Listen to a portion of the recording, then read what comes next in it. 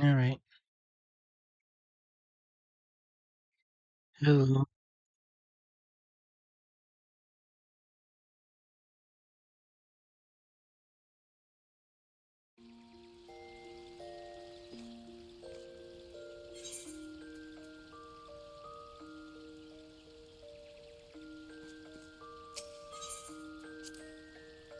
Right.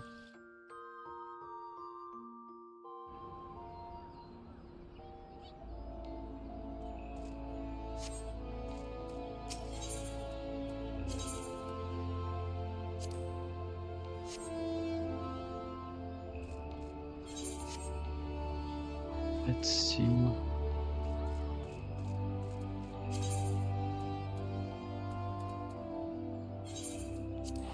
I have to go over here.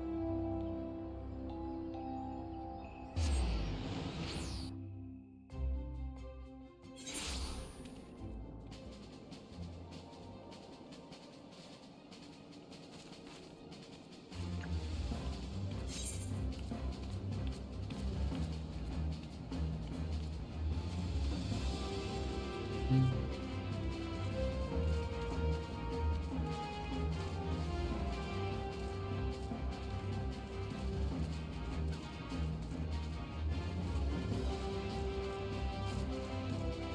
Mm.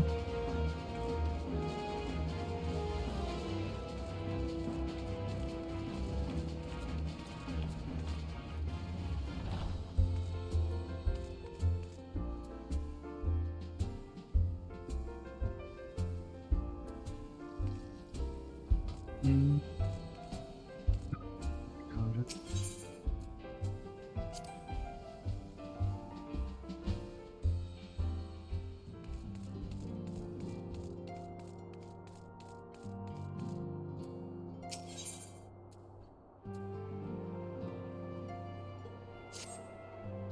Greetings, Dota. Come looking on our friends. Rest assured everyone's quite well. I've been keeping a close eye on them, and I've satisfied myself that they are all in fine health. As a matter of fact, they're just about to convene at Dawn's Respite to discuss how best to use their pent-up energy. Let's join them, shall we?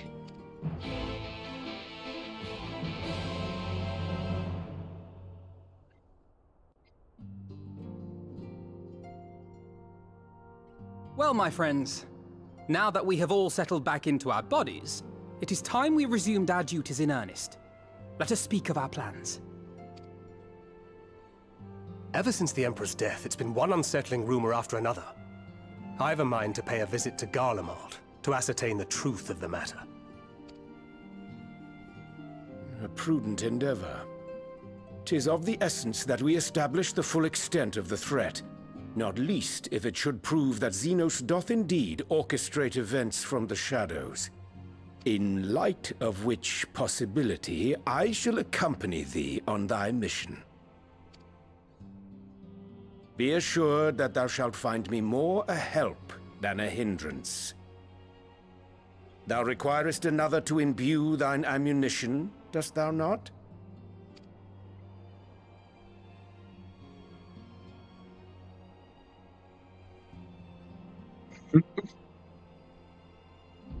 Assuming that's settled, there's something I've been meaning to look into as well.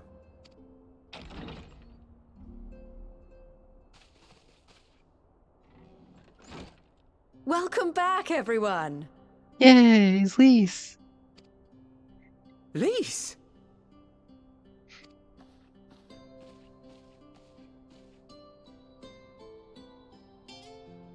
You're fine now, right? No more headaches or keeling over? That's right. We're fighting fit and raring to go.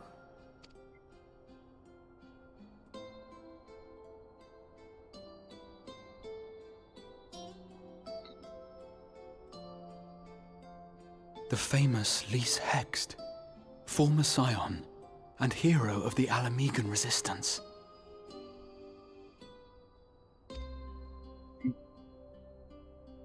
Mm-hmm. I don't believe we've met. Mm-hmm. Really? It's so easy to assume that all Archons are acquainted. But then I suppose your fields of expertise are rather different. Mm-hmm.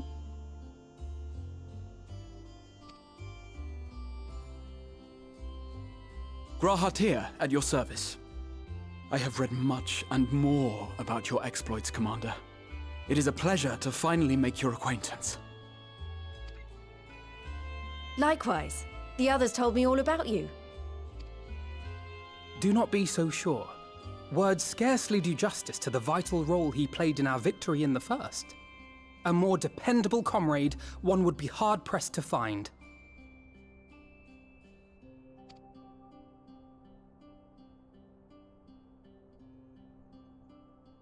Oh, right. I did glance at the report.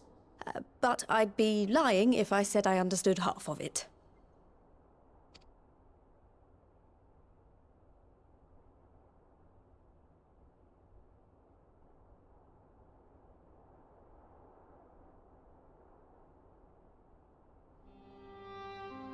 Well, that's a lot to take in.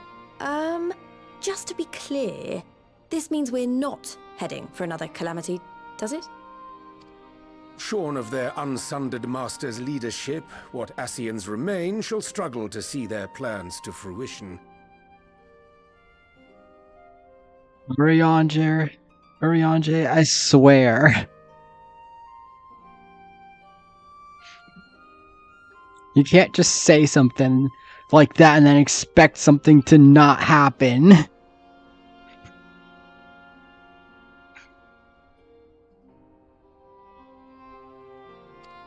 And though I would ever advise caution, I believe we may rest easy for a time. I'll take that as a yes.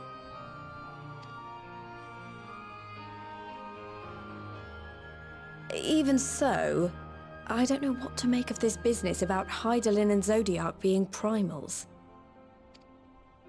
A difficult truth to bear, yes. But at last we understand the nature of our adversary. And if there are no further calamities, neither will there be rejoinings, meaning Zodiac will never regain his full strength. Even so, as the oldest and mightiest of primals, he remains a force to be feared. Though his is a power born of the desire for salvation, we have seen the havoc it may wreak. And it falls to us to ensure that it is never again brought to bear upon this star.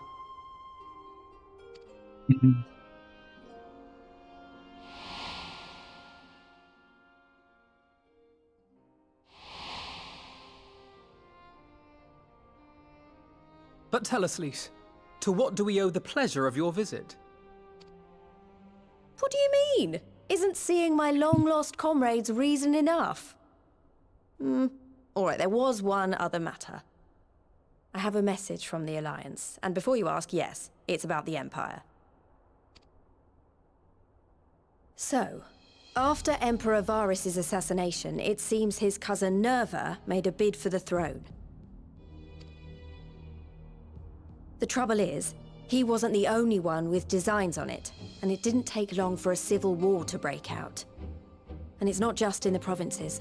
Early reports say huge swathes of the Imperial capital have been reduced to rubble.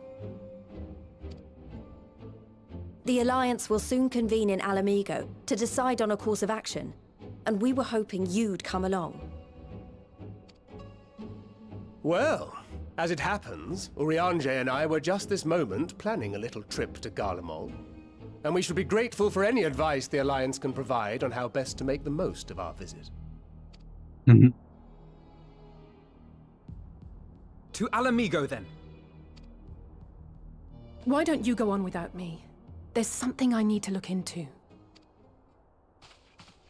Oh, forgive me. You were just telling us. What is it, if I may ask? I want to find a way to cure the Tempered. Of course. You think it may be possible to adapt the treatment you used to help those corrupted by the Sin Eaters?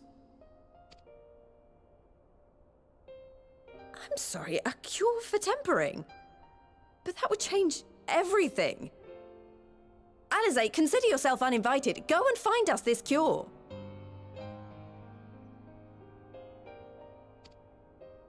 I'll do my best.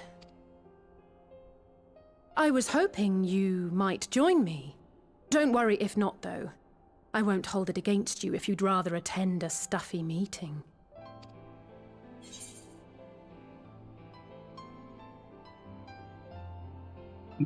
Come on. I knew you'd say yes. I'll come too. If you don't mind, that is.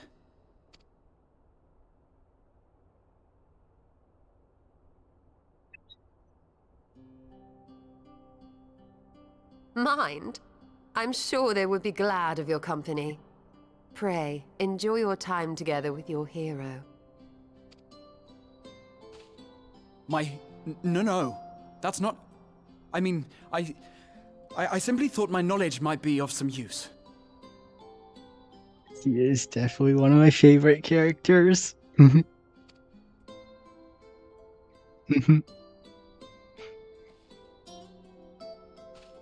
We shall be on our way then.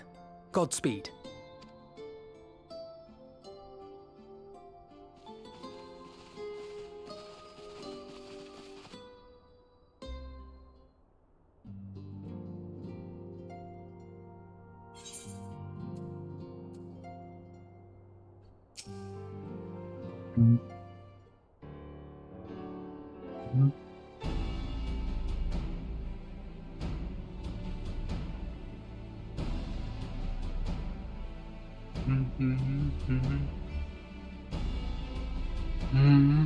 When I set out to save Halric, I thought Gobo was always at the back of my mind. I'm proved that the light corrupted or not lost. I'm convinced that the same must be true of the tempered. Similar to those corrupted by sinners, the ether of Gabo's soul has been rendered stagnant. And though the root cause is different, perhaps the solution is the same. This is by no means an unreasonable hypothesis, Alice, and warrants a full investigation. If there's any chance we can save Gabo, we have to try. But however much I'd like to race over to limits and set to work, there's no room for recklessness, not when a child's life is at stake. As I'm sure Becklock would remind us, we still have little and less about the soul. Any number of things could go wrong if we don't exercise due caution. If we're attempting anything, we should learn all we can possibly can about tempering. There's just one problem. The research of the conditions has long since ground to a halt, and I find work of many scholars involved doesn't exactly amount to a wealth of knowledge. Not a mod scholars press, but what if their ancient counterparts? I know the Allegans took a more than passing interest in this subject.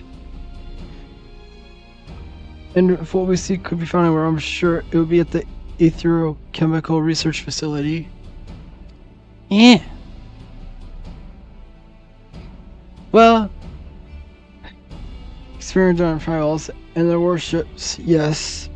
Good thinking. I've never actually been there myself, but I did reports on Aziz's Law, which means we'll need an airship. An airship, you say? Me and the Northern Bank of Silver Tier. I've got a little surprise for you. Oh, and come prepared to travel.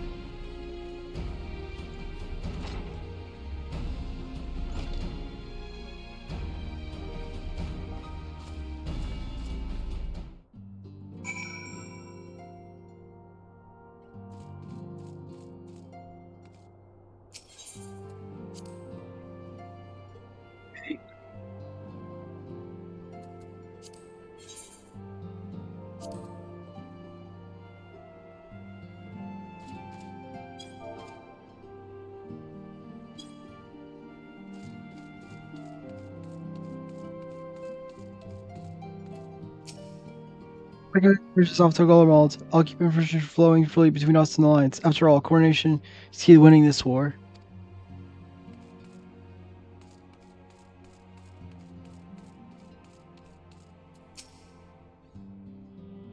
If you're looking for Gozard or all, and they're often don't want to visit home, In his entire time with us, I don't think I've ever seen Elsa so alive when he set out.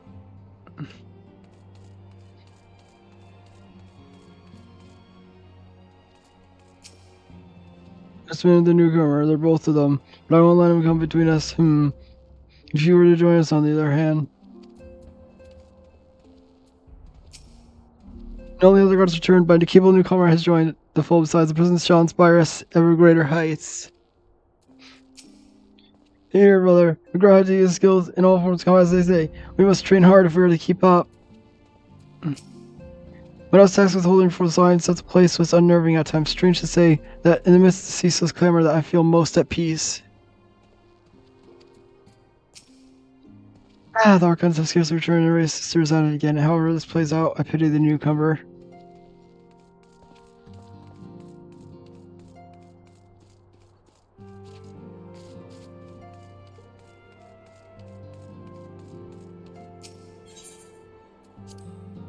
Done.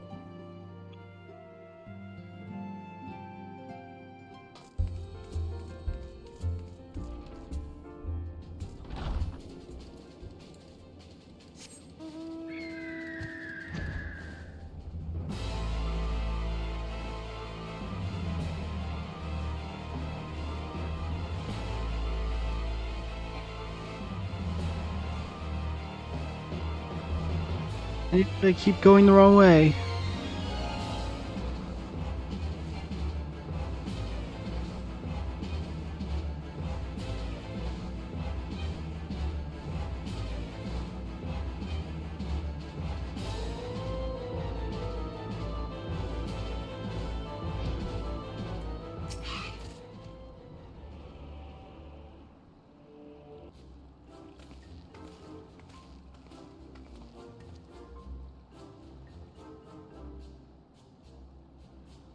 Mm-hmm.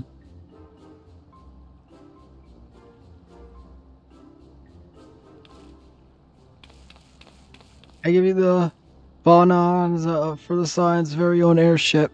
I built her as a company project with the help from our friends at the Rising Stones and named her for luck and prosperity.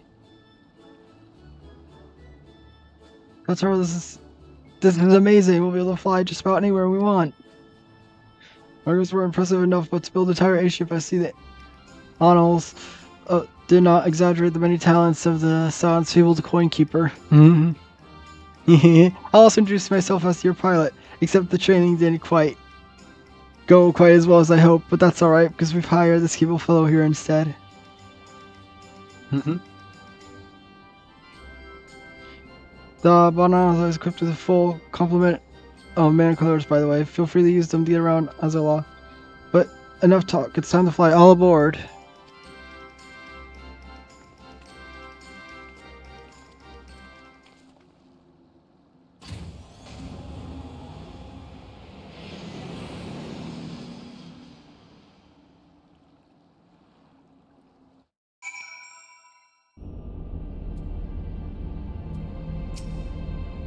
Honestly, Sid would be jealous of the way the airship flies, since her has outdone herself. Anyway, here we are on Azila. Alphino's report did not do the scale of this place justice.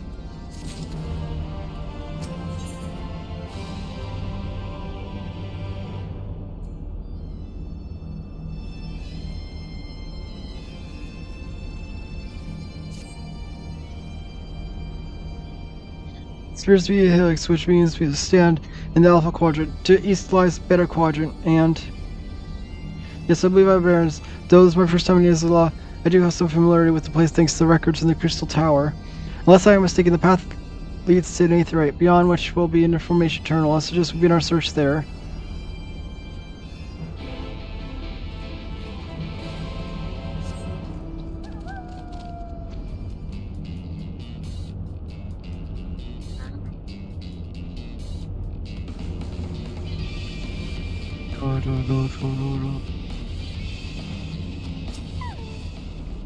Several moment while I searched the archives for reference to tempering.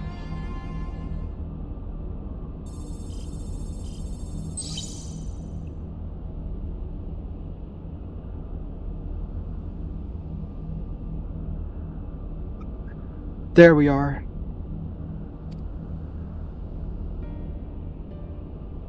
Econ, corruption, and overview. That sounds promising. Indeed, let's see what the report has to say.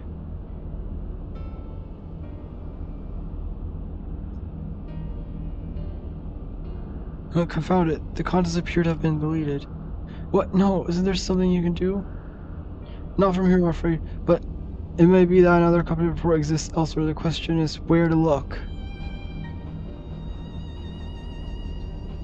It says here the report was written by someone named Owen. It's likely that he kept a copy. I would say things possible. Assuming he was a researcher here, he will have had quarters on the Habosphere. We can ascertain the details that the Habosphere control. Let's return to the Bonanza and avail ourselves of the man cars. We will need them to reach our destination. I forgot you already have a simple means of transportation, don't you? No need to waste time. Accompany us back to the ship. We'll see you at the Habosphere.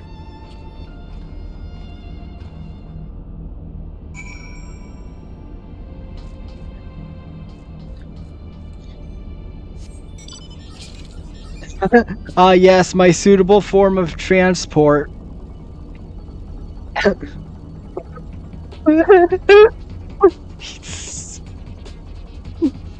Okay, that's kind of funny.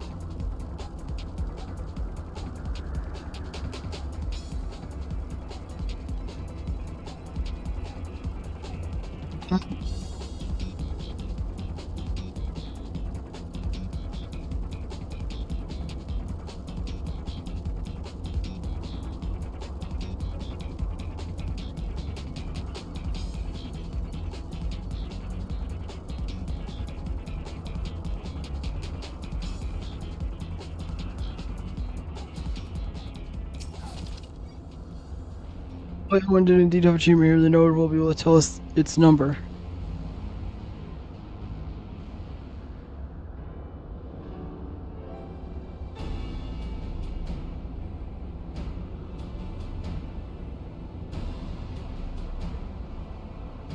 There, from what I recall, the layout should be somewhere in the vicinity of, Worrying. An evacuation resort is pretty in effect. Its atmosphere is not permitted at this time. Well, again, in all likelihood, the order would have been imposed during the 4th Umbral Calamity. I doubt it will be lifted in the near future. Does energy level control return to base for recharging? Well, surely there's some other way to gain stars. Force, for example? Or we resort to that. I have an idea. Where we send surge energy to the yonder control mechanism, we should prompt the system to restart releasing the locks. As for suitable energy source, a concentrated lightning charge should suffice. Happily, I seem to recall they are known to form at the points of stagnant ether throughout the continent. You seem to recall. Are you honestly telling me that this is in the records too?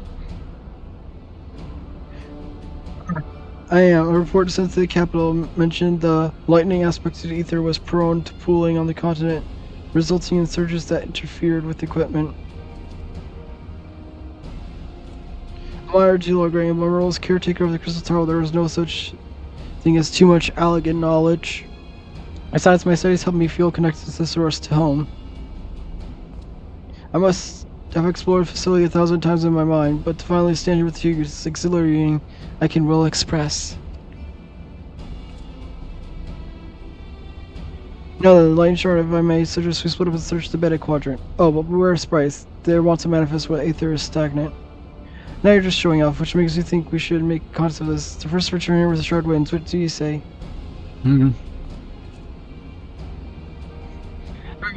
Or to come third. Aww.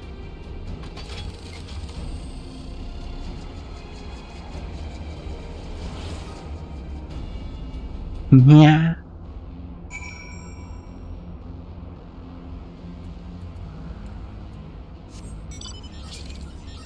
Yeah.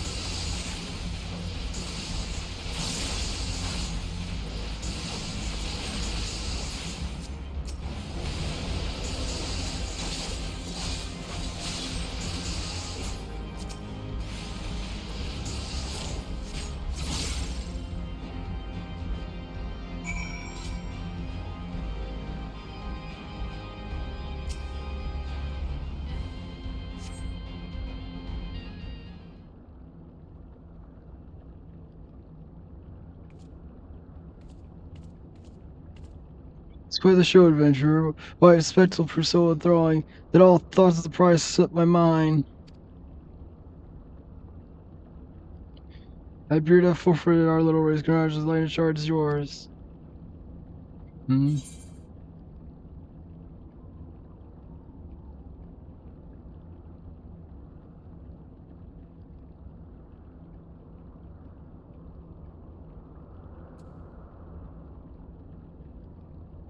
Oh no, it's that guy. I'm pretty sure. What? No dramatic entrance? You've changed?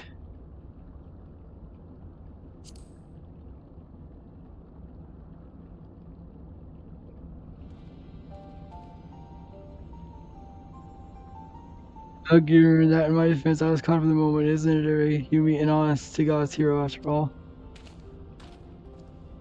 Or not. Well, the consequence news, so you better hurry back. One last thing. Thank you, Delta, for bringing me here.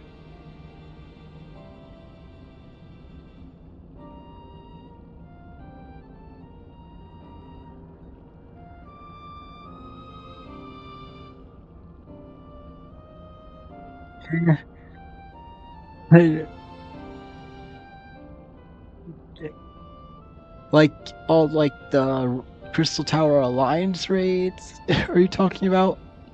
Also, hi, Tygo.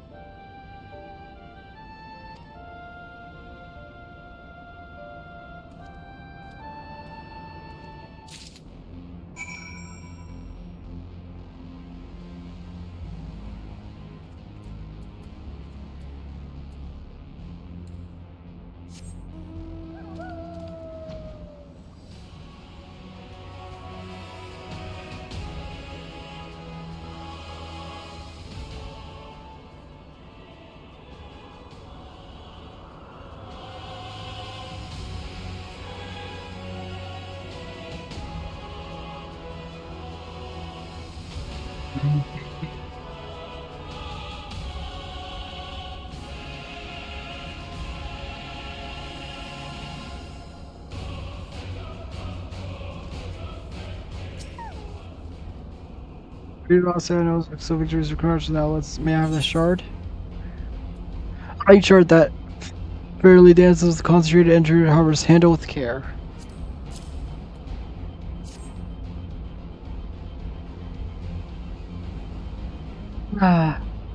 What is it that makes you so much better at finding things? What do you have that I don't? That is a question I have to ask myself on numerous occasions. I suspect we can both learn a great deal from Delta.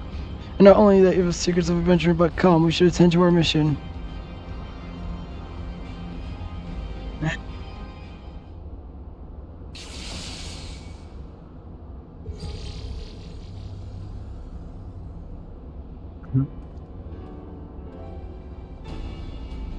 Yes, this is responding exactly to 10. Now we have access to the hemisphere. Only one obstacle remains a secure system within. Should there be a trigger, then it can make life rather difficult for us. And like pray leave the rest of me. If I'm right, my role should allow me to venture in unmolested. Assuming the place works like Crystal Heart, yes, but if it doesn't, you'll be on your own. I want you to promise us that you'll get out the first sign of trouble. Promise, wish me luck. Wait, is it gonna be the role quest? Is it gonna be whatever like roleplay quest is Gratia am I gonna get to do?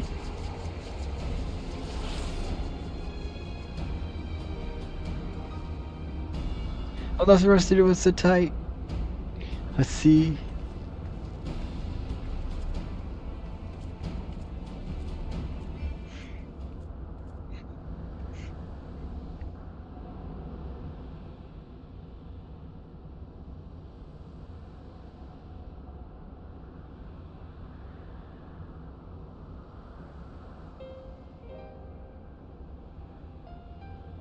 Shadow info is very learned, but econ corruption in overview sounds like a stadium thesis. We all had to write one.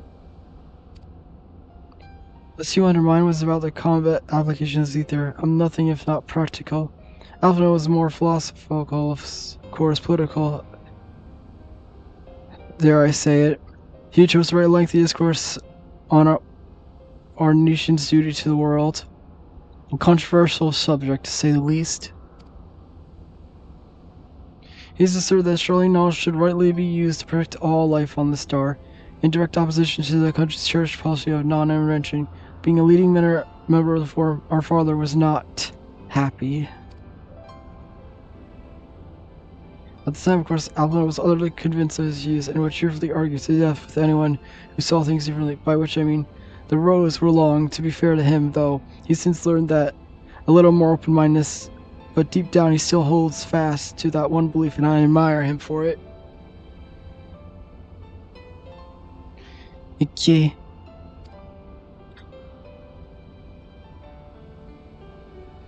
I do like to meet the young Alphino, for what it's worth. My thesis concerned Allegan civilization as depicted in folklore.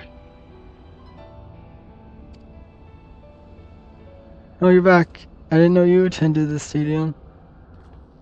I didn't. A thesis was required to earn my Archon's march. My peers at the students about Zion convinced me to write one of the promised unfettered access to forbidden toes.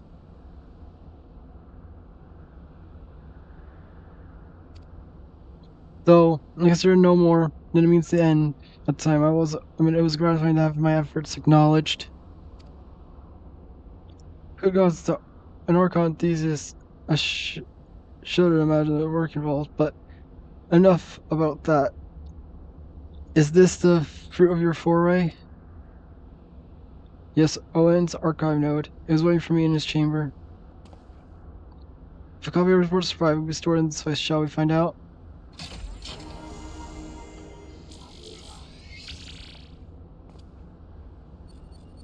Should I scan for registered user? Zero found. To proceed as guest, please complete biometric authentication.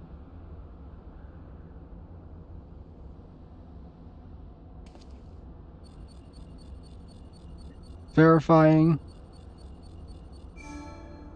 I'll technically guess I've been a member of the royal family. I am at your most humble service, your highness. There's me. His would pity. The effect will not last forever. Something we said much when they grant me gifts, but until such time fades, I shall use it gratefully. Search archive for econic corruption. One item found, econic corruption, an overview. The report is locked by author. Please state password. Hold on, your highness. Tell the nice know the password.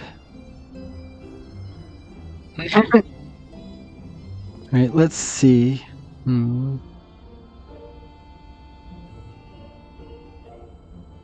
Glory be to Alec.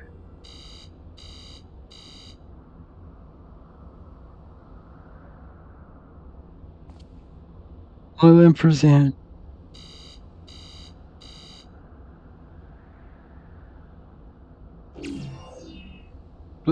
Password incorrect, please try again. Confound it. Okay, now, passwords are really short and simple, for instance. Oh no.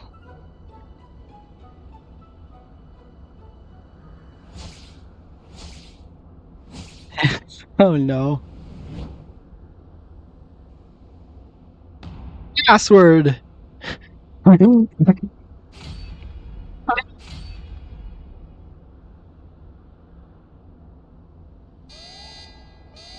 The notion that the password could be something so insane would be laughable were it not dangerously super. Like the president of his highness is grossly inappropriate. Know your place, handmaiden. What did that thing just call me?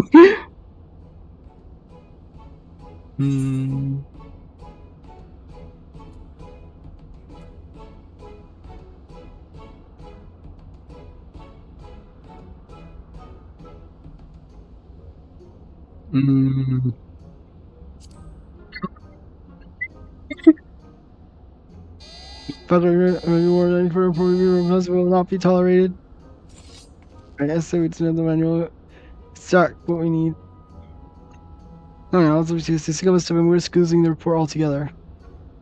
I believe it might be a task for us to his colleagues. If anyone can coax my Canadians cooperating, it's them.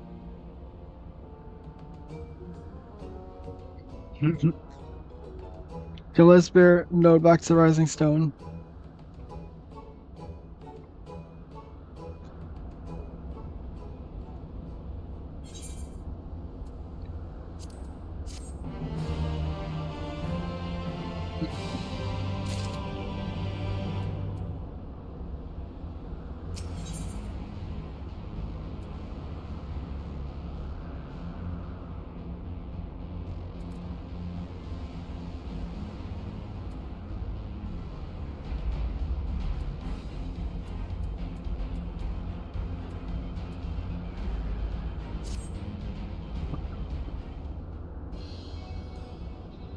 You probably mentioned that I've yet to meet Sid since waking up.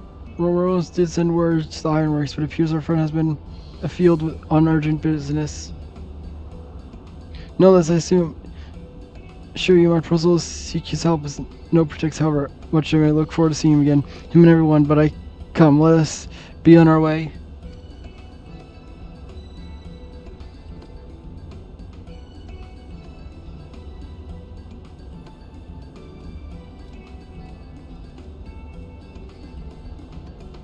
He looks at him, all but running. How sweet. Still want to do the keep winning, shall we? Do do do do do do.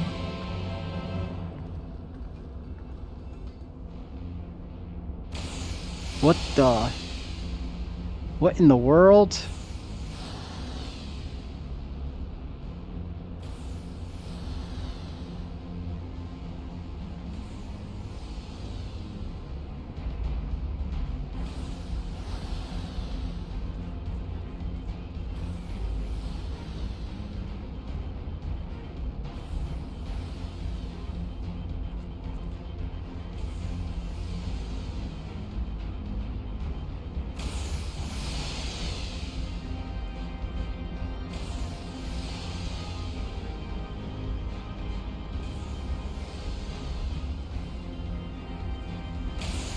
Whoa.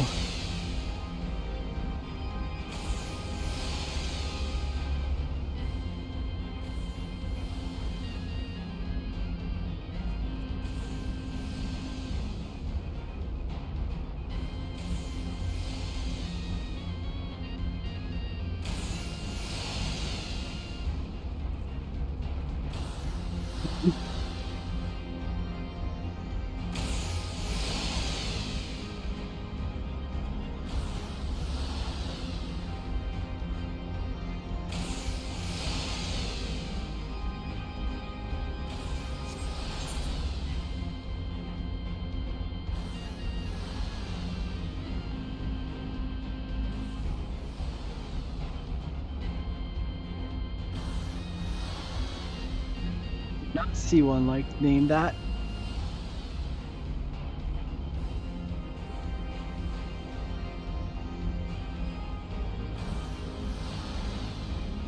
Group of evil, curiously strong things.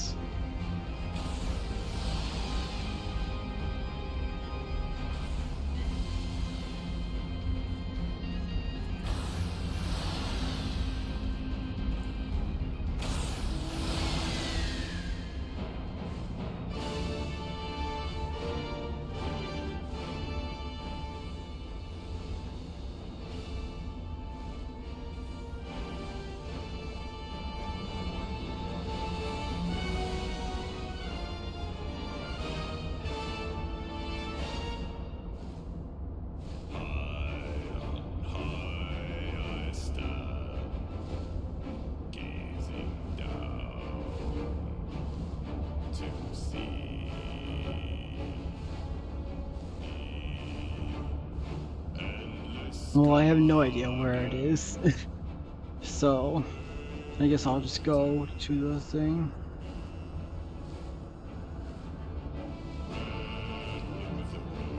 I think it stopped anyway.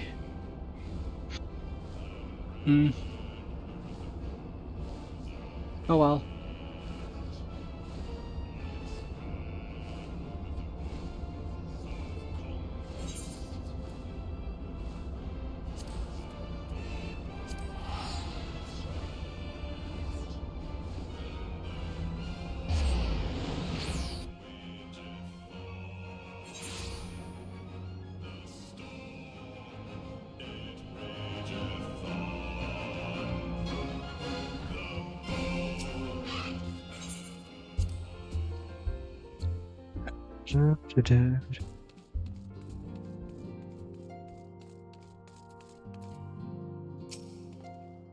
News Delta Toru contacted Sid on our behalf and he's on his way here even as we speak. While I'd like very much to hear what transpired at the Alliance Council. Would you be so kind, Triel?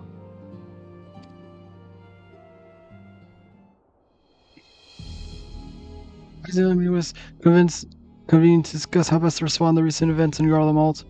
According to intelligence from our domain allies, the war of succession reaches on and the Empire remains without a leader.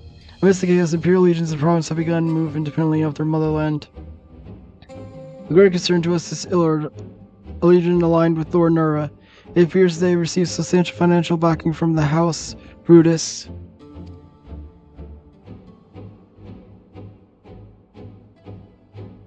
Brutus, aren't they the ones who took in Yotzio and Asaya? This bodes well.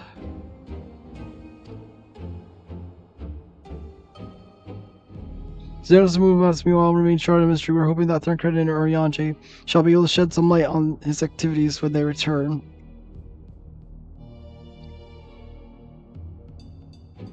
Till such a time as they do, the Allied leaders feel it would be unwise to interfere in the conflict, and so thanks to part of the Imperial withdrawal from the Guillemot, they have decided to turn their attention to Primal Problem once more. Working with friendly factions amongst the beast tribes, their hope is to reopen dialogue and explore new avenues for peace. Given time, I suspect they wish to put their respective houses in order ahead of divisive clash with Empire. Whatever their intent, it's not probably easily solved. The Lumensians, in particular, struggle in their efforts, and Alphino and Ishtal have been called upon to aid them. As long as we're dealing with the temper, I'm afraid no amount dog will avail us. Oh. Ah! Raid!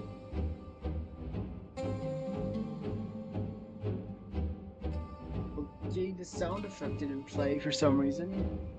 Or like the note. Oh, there it goes. Kaituki just raided with 4 viewers. Hello! How are you?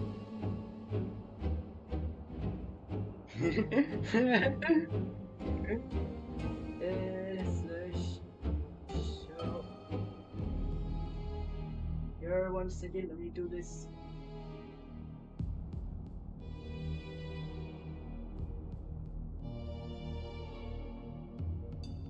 How are you?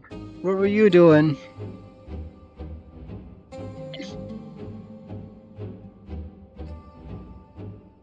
Ah.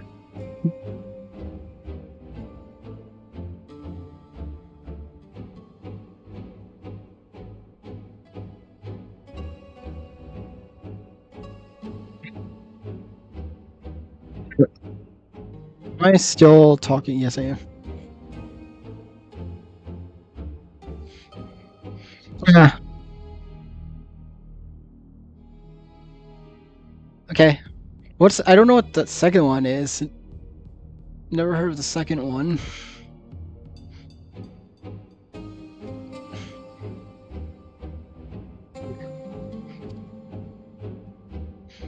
Oh. That cool. Did you have a good stream? But we can deal with treatment for temporary, then anything is possible. Ooh, that's good. Which is why we must succeed. Oh yeah, I don't think I even said Delta Flamestorm. Still don't know what to do when I get raided.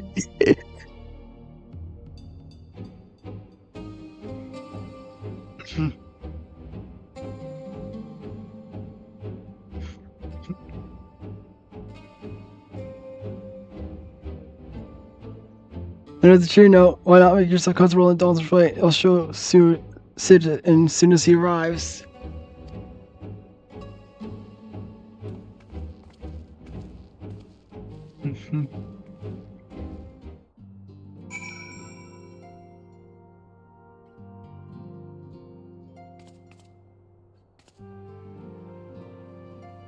I'm currently working on 5.4 of Shadowbringers.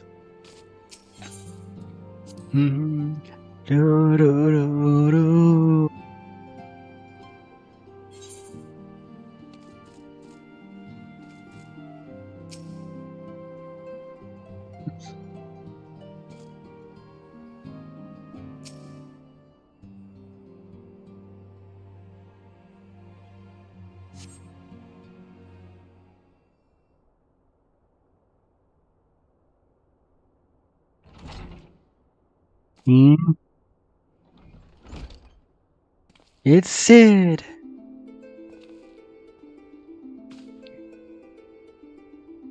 Sid.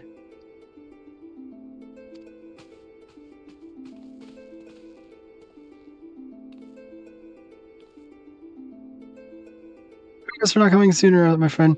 As you may have heard, we've had our hands full. In our defense, you're up rather early. I was under impression you'd be slumbering a while longer. Oh, I would have been had you not fulfilled your promise.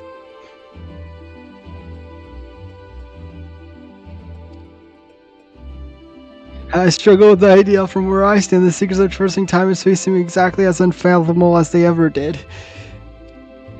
What if an alternate version of myself has already laid them bare? I dare say that frees me up to concentrate on other endeavors. Speaking of which, you wanted my help with something. What is it?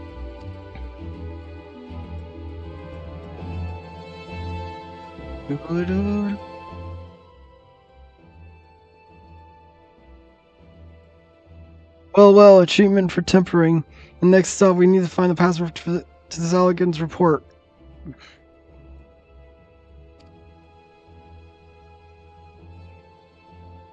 So, with Daria clearly got us, we could be here forever and still not guess correctly, and thus we turn to you.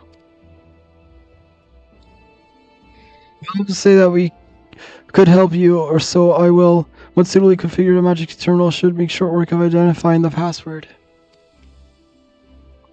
I know I can rely on you now. Anticipating that it might be of use, I took liberty of borrowing tombstone from Marlborough. Contains an Allegan dictionary.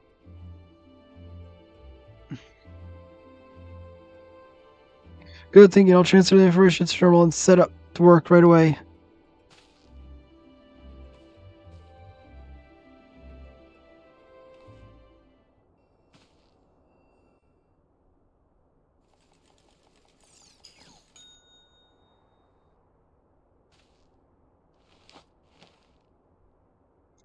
Looks like it's finished. Let's see.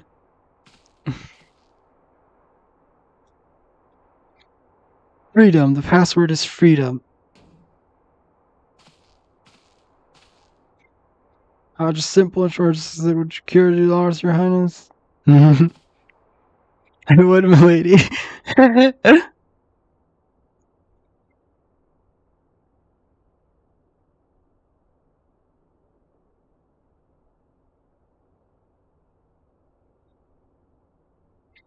Note, open the report entitled Econ Corruption and Overview. Password, freedom. Password accepted. Blue opening report.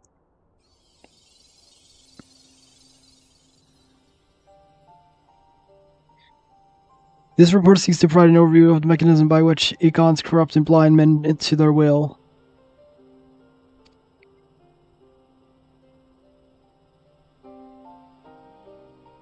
The phenomenon we call corruption refers to an alteration of the ether of the soul.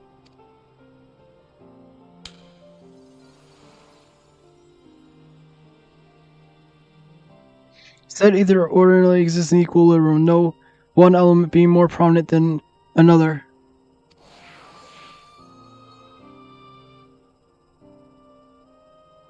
But when a subject is exposed to ether of Econ, this changes their soul, taking on the properties of the entity in question.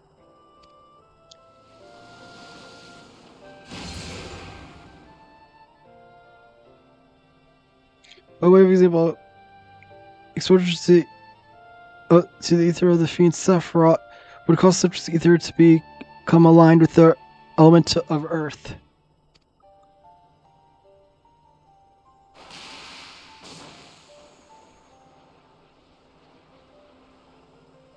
As a conscious subject would attain high affinity with Earth's spectrum measures, as well as preternatural levels of endurance. A pretty exposure would further enhance these traits, ultimately altering the subject's very flesh.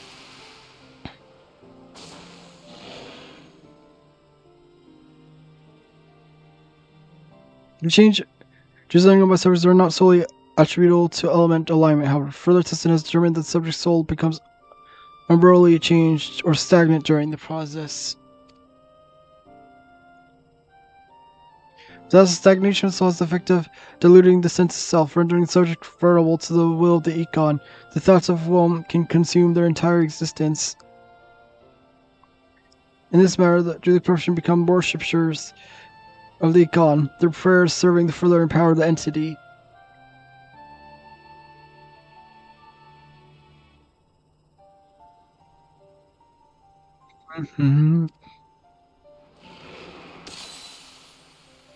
Having discerned the mechanism of Econ corruption, my colleagues and I set out to develop material capable of shielding one from its effects, an endeavor in which we were successful, albeit at a great cost. Of course, of testing, many of my citizens, good men and women, all fell victim to corruption, and in accordance to their protocol, they were summarily put to death. I subsequently submitted a proposal to investigate potential cures for corruption, but it was directed deemed non-essential by Lord Amon. Though I know we release our process to decision is for my parents, I've been stripped of rank and title, and will shortly be expelled from this facility. Normally, the report will be expunged from the archives, and unless I record it in hopes that one day someone will undertake to do that which I could not, and find a cure for the victims of iconic corruption. End recording. So not in the Allings were able to find a cure, or rather they were not given the chance to do so. One cannot help but wonder what motivated Lord Almon's decision. More importantly, this confirms the stagnation of the soul is indeed the problem, and Angelo can remedy that.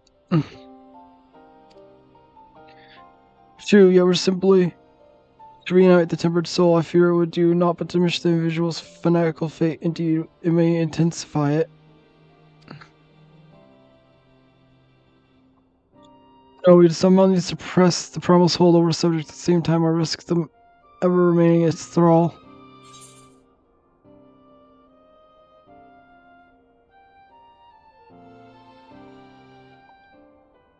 If we could only make them remember who they were.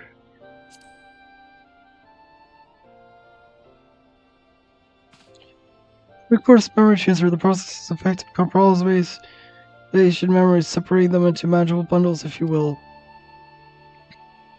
But adapting that technique, it may be possible to achieve selective reanimation. It is limit the effects to only those memories that existed prior to the tempering. Though thus restoring the sense of it would theoretically drown out the incitements of false faith which had come to dominate the individual's thoughts. I see the theory thoughts of our experience treating like Project Wood helps identify suitable memories for reanimation. But as confident as you can adapt memory transfers as required, I see the your attempts to do so while trying to bring us home culminating in literal bloodletting. They did, and that's right. Despite my best efforts, I could not recreate the mechanism, and I can see that a rather clumsy compromise which would not provide the basis for a cure. Then perhaps it's better we consider another approach. Your doubts are understandable, but this time I believe we have a reason to be confident. These nodes like this were built with the ability to simulate magics, which led me to believe it may be capable from simulation of the transverse technique. If so, we would be able to conduct years' worth of tests within a space of a few days. In theory, it would be no difference than how we identify the password. But it'll take more calculating power and a lot more. Honestly, I couldn't say whether our equipment could be up to the task. Tell me, Sid, why do you suppose Owen locked his report behind a password? To keep from prying eyes, of course. Why else? Wait, a password that could be guessed by anyone with leisure and dictionary. Wouldn't keep it from a person minded to look. No, he wanted the report to see by those who strive for freedom. Not unlike the members of a certain distinguished engineering collective, I believe the motto was freedom through technology or something, some such. You two round up as many magic criminals as you can find and bring them to my workshop. Right away, Chief.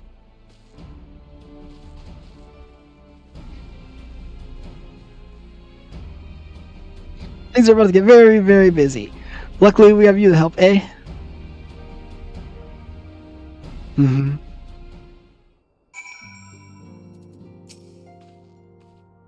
Right, we've got Haji and I configured terminals, all the rest of you to procure supplies, namely ceruleum to fuel the terminals and ice shards to keep them cool. The more we have both, the better. Leave the ice shards to me, I'll round up some adventurers and go on a gathering spree.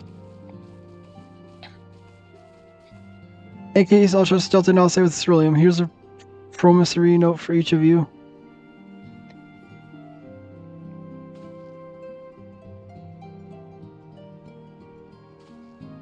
Take them to Sky Steel Manufacturing Nishgard and Ceruleum Processing Plant in Thanalan. The people there will give you what you need. Yours is well known face in Holy See, I believe. If it's the same as you, I'll head to Thanalan.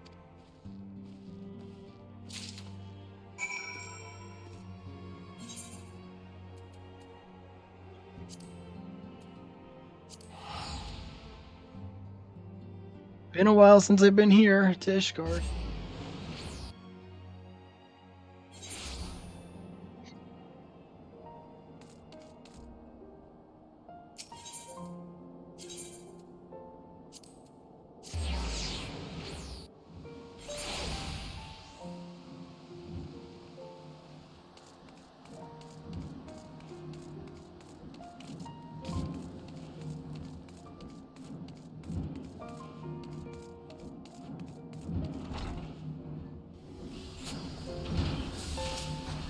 Go back, Mr. Silta. How many serve you this day?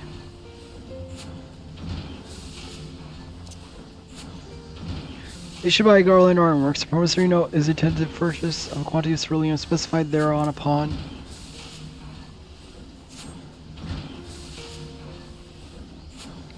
Sir, the ceruleum. In that case, please read the note or engineer at the airship landing. He'll be glad to assist you.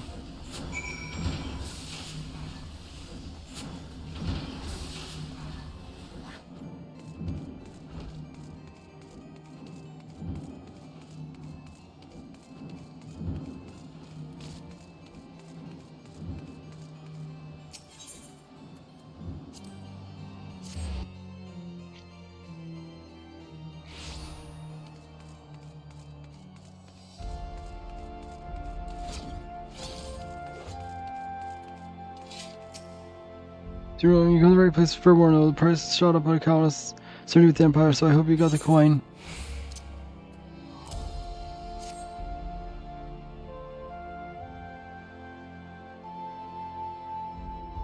Promise a note from the Ironworks. Don't see many of these. Not that it's a problem, it's as good as gold to me.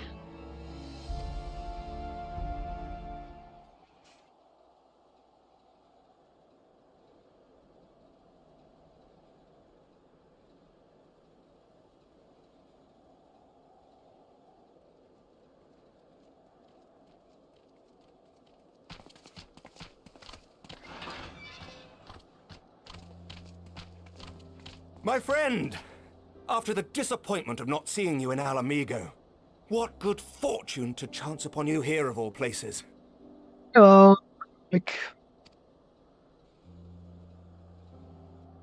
As you may have heard, the Allied nations are making a renewed effort to address the primal problem. To that end, have I invited the chieftain of the Vanu to Ishgard, that we might together plot a course.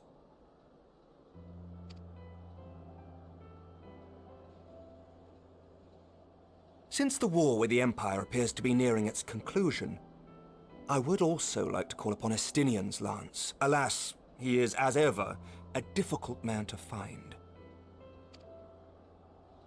I am informed he recently paid a visit to the Rising Stones. Should he happen to do so again, be sure to pass on my regards, won't you? But tell me, what business brings you to our fair city this day?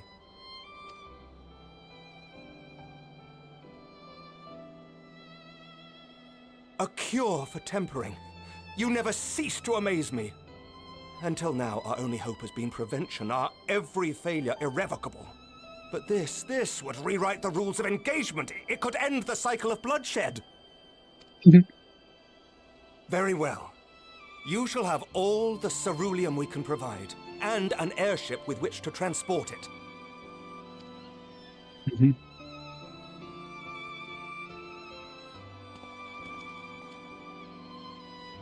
In this matter, you may count on Ishgard's full support.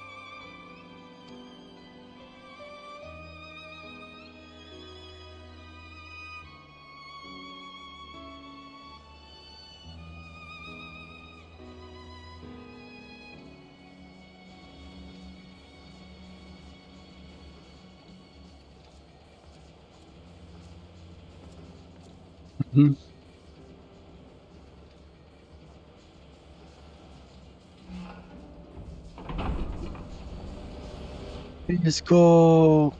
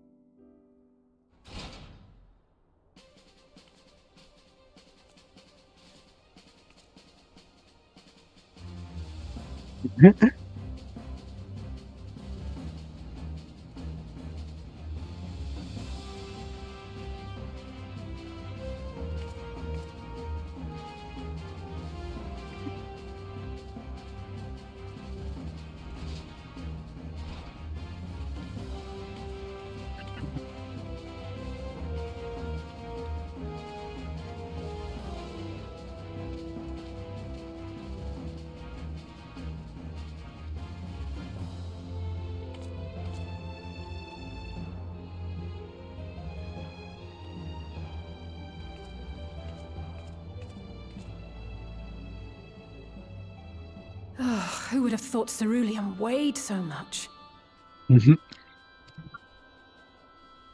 Serves me right for being stubborn, I suppose. I should have just done what you did and accepted help.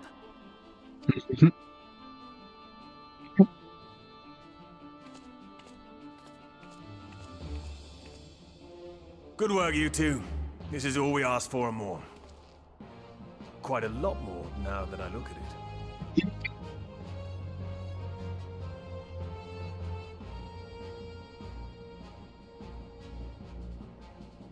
Lord Emmerich, eh? And entirely by chance. Ha! Some people have all the luck.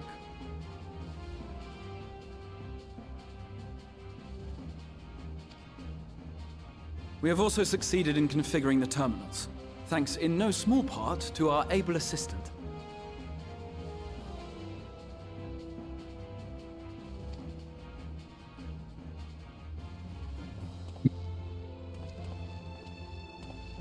It's Nero. It's been a while, hero.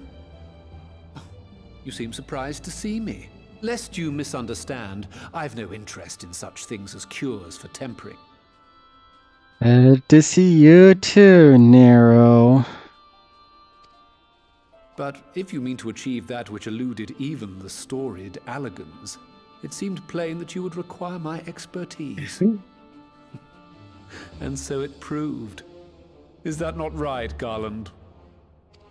Can someone please punch him in the face?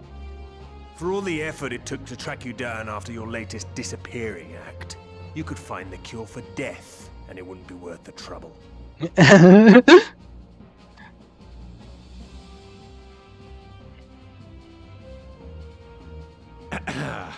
That wasn't the only reason I agreed to cooperate. I'm reliably informed that Garland and I are destined to unravel the secrets of travel not only across dimensions, but through time. Doubtless the lion's share of the credit lies with me. 9 parts to Garland's 1. And this research will be a stepping stone to that illustrious achievement. Someone please punch him. Very well then. I'll do 1/10 of the work. Just the part that's beyond you.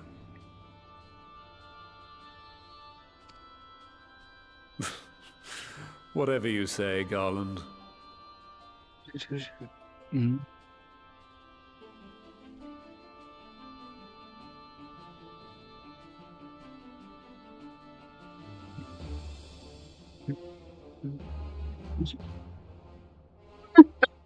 A good one, but I still want to see him If get everyone's punched in the ready, face. let's begin.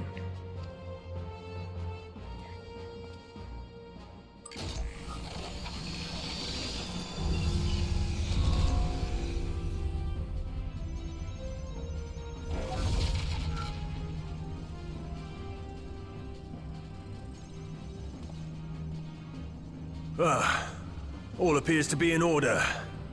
Now, we just have to wait for it to find us our magic. Why not take this opportunity to put your feet up? This may take a while.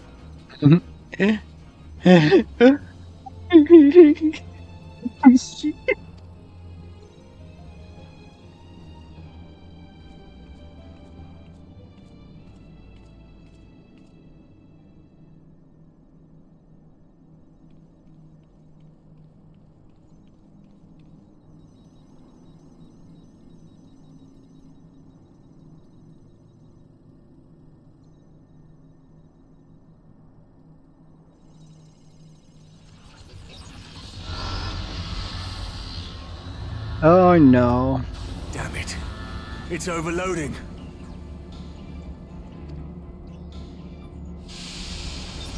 Chief! She won't last much longer! We'll have to shut it down. Wait! We're close! So very close! Oh.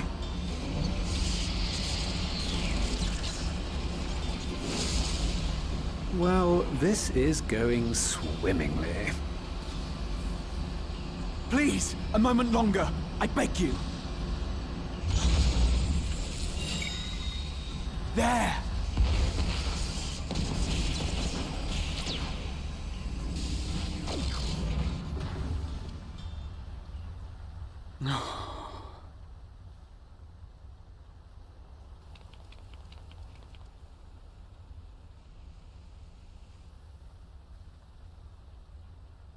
I was able to memorize the magic before it faded. It still needs to be put to the proof, but I believe we have our cure.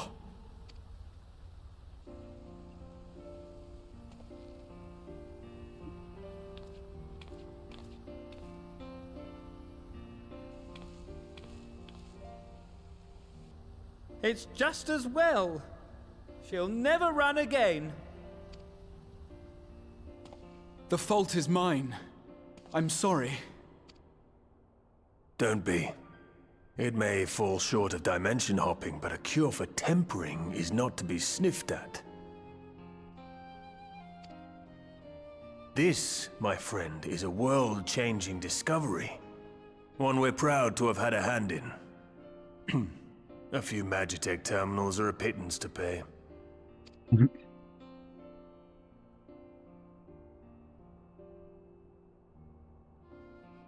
Thank you.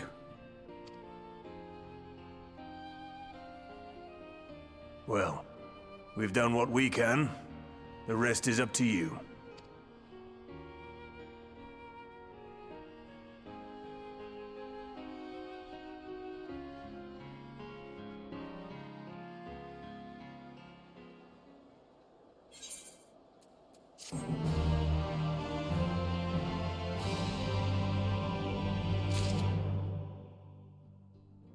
Right. I have to go to the bathroom.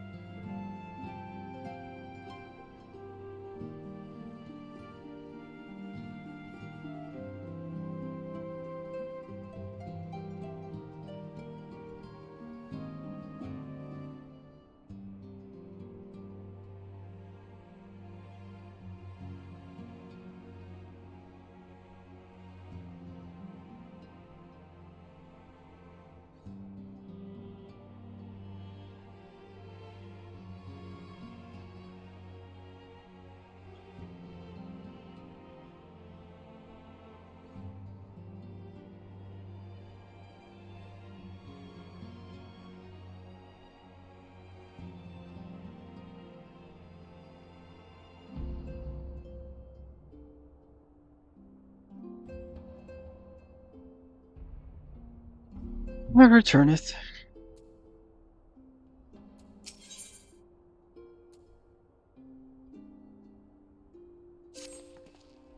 As long as we have our cure. To reiterate, we cannot be certain until such time as we put into the proof, but I am quite confident. What we were tested so far says Gobbo, his symptoms are relatively mild. As long as you exercise due caution.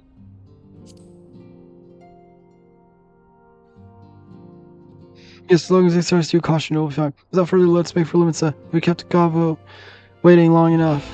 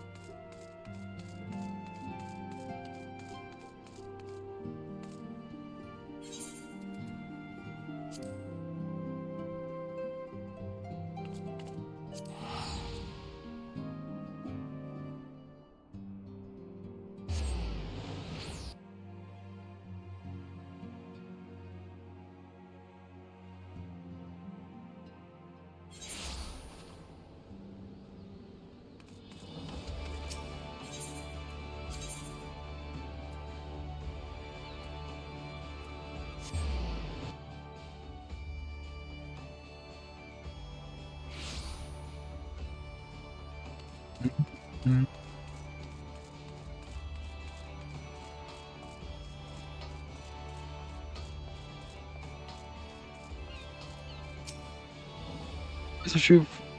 I was bringing Gobbo to us at once.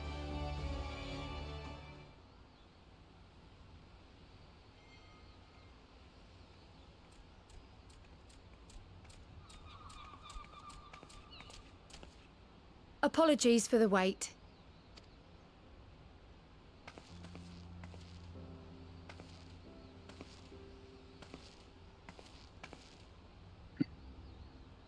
Gabu, have you been good?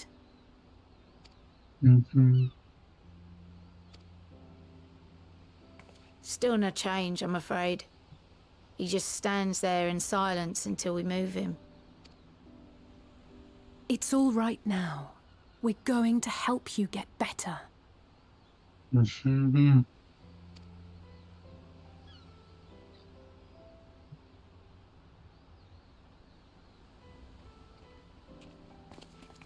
Fancy meeting you here.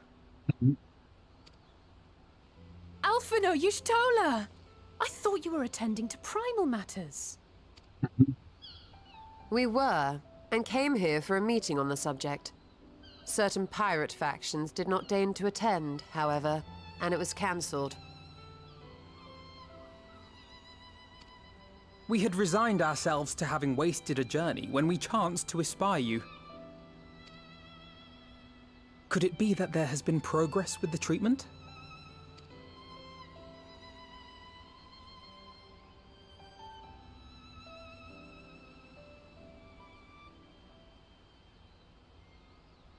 Using Magitech terminals to formulate the solution. I would never have contemplated such an approach. So this new magic, adapted from memory transference, would be used to purge the subject of their fanatical faith, while Angelo would be responsible for reanimating the ether of their soul. Yet I wonder at the practicalities. If one were to reanimate the soul first, it would only serve to exacerbate the tempering. Conversely, a stagnant soul would not respond to the effects of the magic. Would both need to be performed simultaneously? Nothing escapes Master Matoya's inquiring eye. As you say, both must be carried out simultaneously. And thus, I propose to imbue Angelo with the tempering treatment in much the same manner as I did the spirit vessels.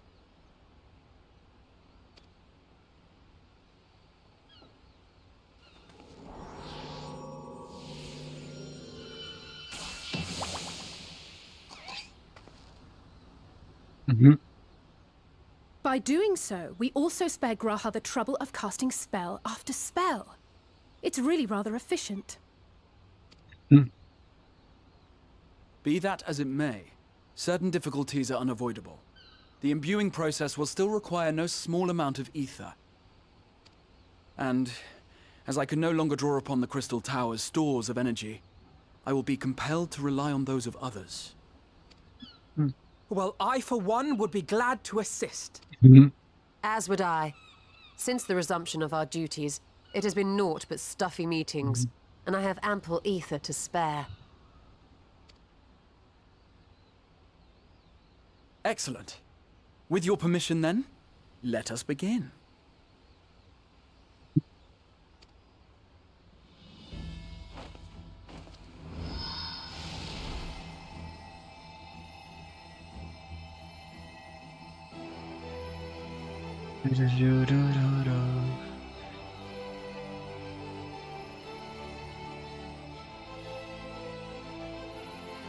Yes, this will do.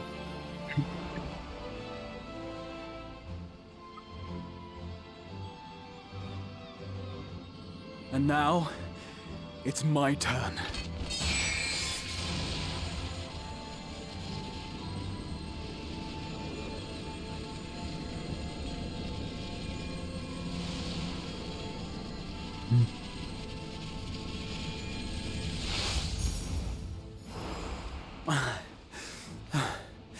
Tis done.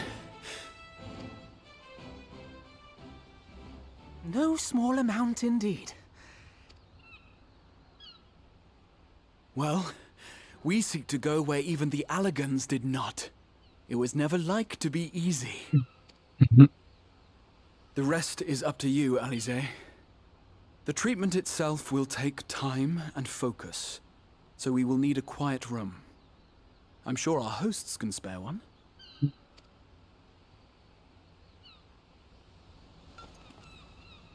I will go with her. It may be a while before we return, so I would ask for your patience and your faith.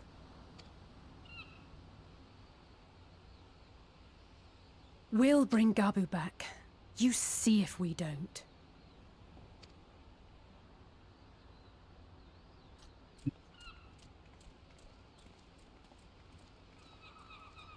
'Twould seem our part is played. Let us find a place to recuperate while we wait for news.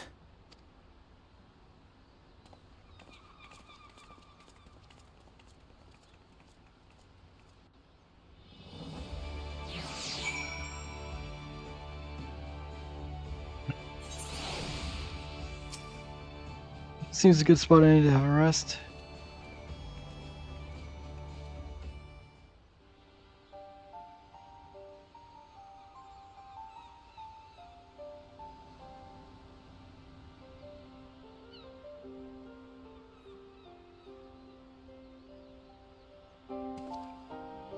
For years, Eorzea has labored to find a solution to the primal problem, without success.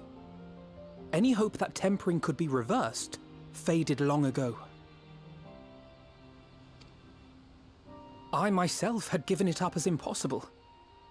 Given up on the tempered and the light corrupted alike. They were problems to be tolerated, or else eliminated, I believed. And to think otherwise was pure naivety. Childishness, even. But Alize refused to give up. She struggled and she struggled. And her efforts were rewarded with a way to bring back Halric. And now countless others may no longer be beyond salvation. What? However much we bicker, I have the greatest respect for my sister. Had I half her stubbornness, nay, her unwillingness to accept the status quo, I would be a far better person. A far better scion.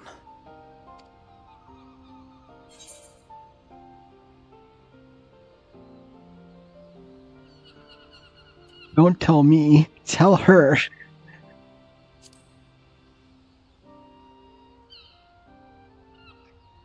I should, I know. Yet, despite my good intent, I have the feeling that I would only succeed in incurring her ire.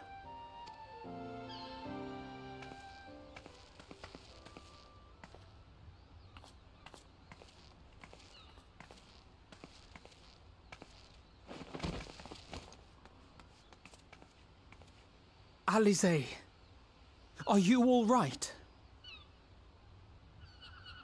The treatment. Did it work?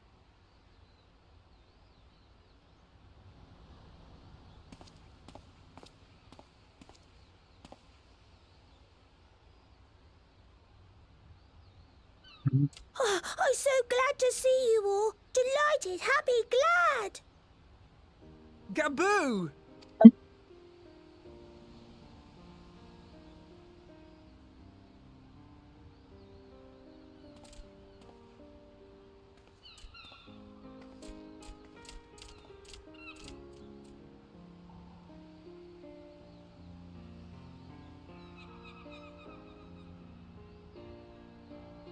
All this time, my mind was filled with thoughts of Great Father Titan.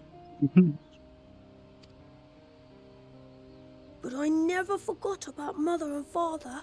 Always, they were in my heart. Constantly, ever, always.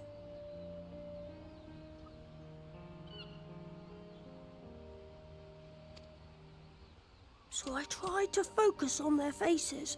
Theirs and yours. Alize's and everyone's. And I found that I could remember. One thing, then another, and another.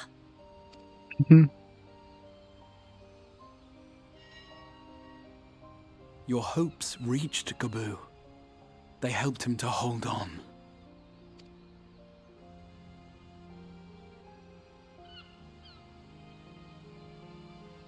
I'm so proud of you, Gaboo. I couldn't have done it without you, Alize. Can you help the others too? Cure them, heal them, help them? Yes, we can. All of them.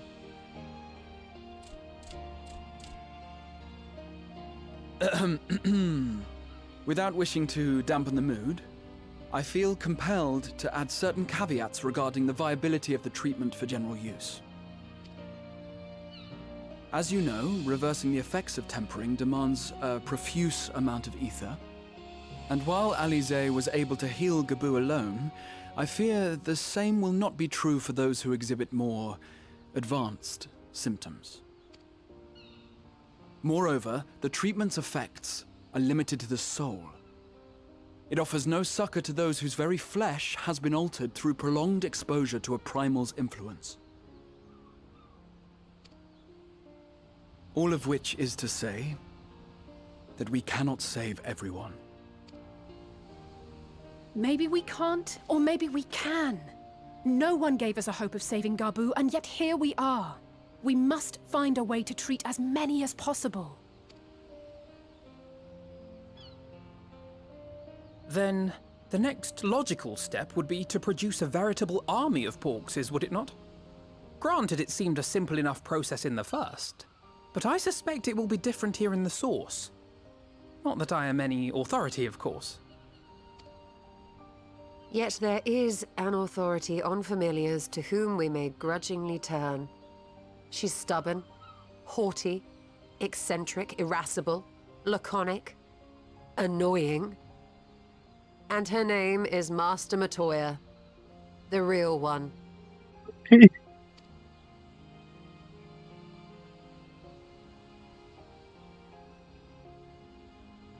I have to go now, Gaboo. But the people here will look after you, all right? And I promise to come and visit you again soon. All right. Thank you, Alize. Thank you.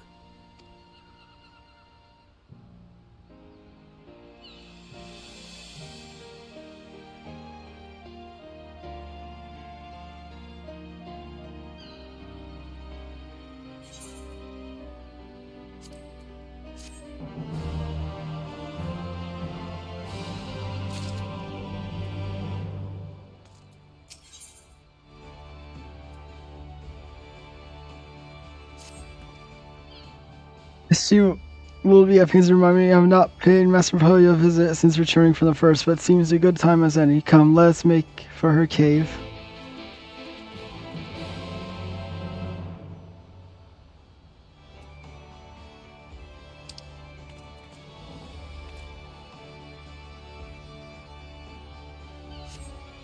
I have to go to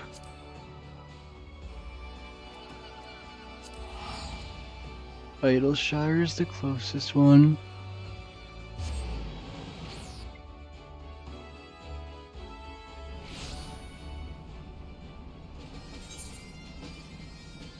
Hmm.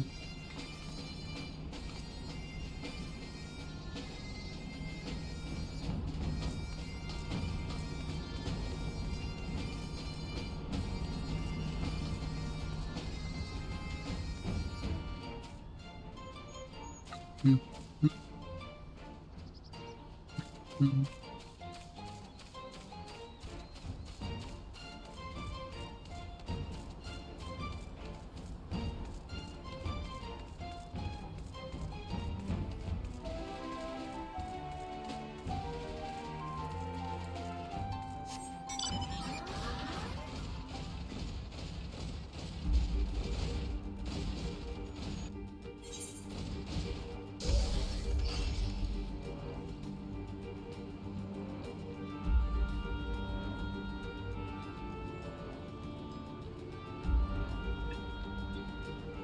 Slowly fly across.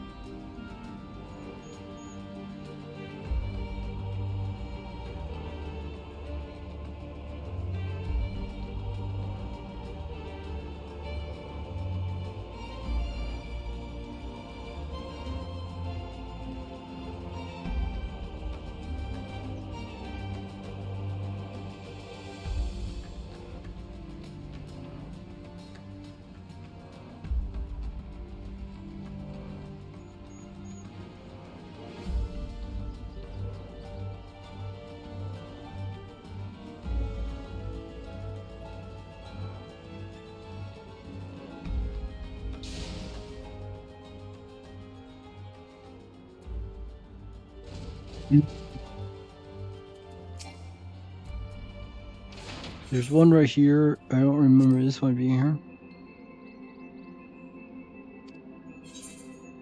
Oh geez, this one gives a ton of cards. Sure, I'll do it once.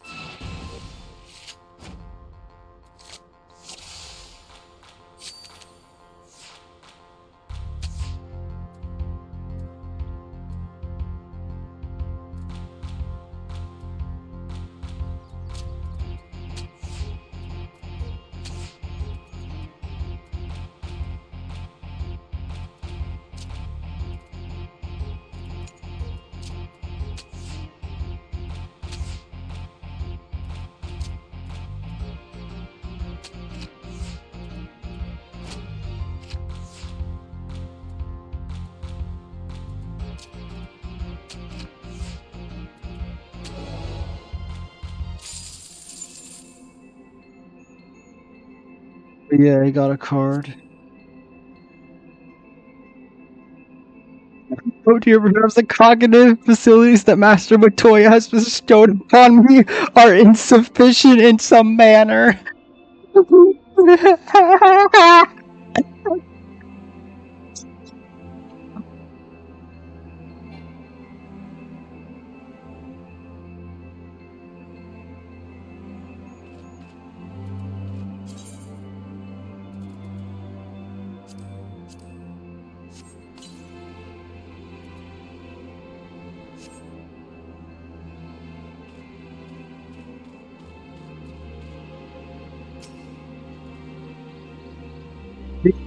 Sidro's renewing the Master People very well.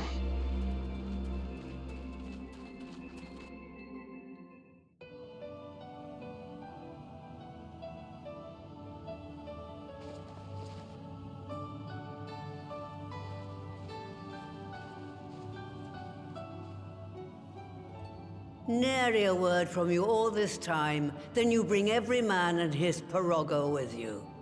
Did no one teach you any manners, girl? They were too busy teaching me etherology, Master.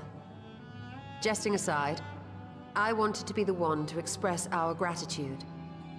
I am told you spared no effort to sustain our bodies while we were away. And for that, we owe you our lives. Thank you. You were gone so long. I was starting to think you'd set your heart on staying. It wasn't easy to leave, as it happens. Seldom does one have the opportunity to study other worlds, and I would not have minded extending my stay by a handful of years. Ever the scholar. Y'shtola dedicated herself to studying ancient civilizations of the First, befriending a tribe known as the Knights Blessed in the process. There she took on the name of Matoya and won the respect of all the children of the forest. Oh no. Oh no. Oh no. Oh no. Oh no. Oh no. I merely adopted an alias in accordance with the custom of my hosts.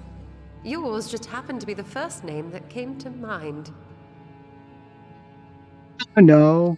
Oh no. You mean to tell me you went gallivanting about using my name and only bother to visit when you need a favor? And don't pretend you don't. I taught you long enough.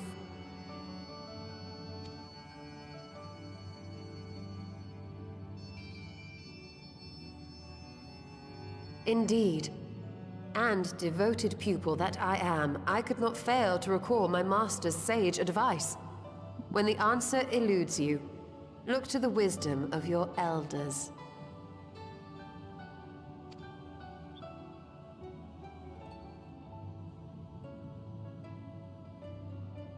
You there. Were you going to introduce yourself?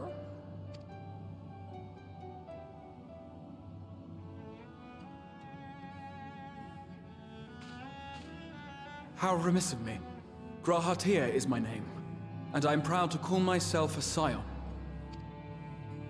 I too wish to offer my gratitude for your invaluable aid in sustaining the Archon's bodies, as well as my apologies. It was my inexpert summoning spell which endangered their lives in the first place. Ah, yes. The one bent on digging up the mysteries of Alag. Old Galaf used to speak of you, and Kryles told me all about your recent exploits. Do you have a bad back or something?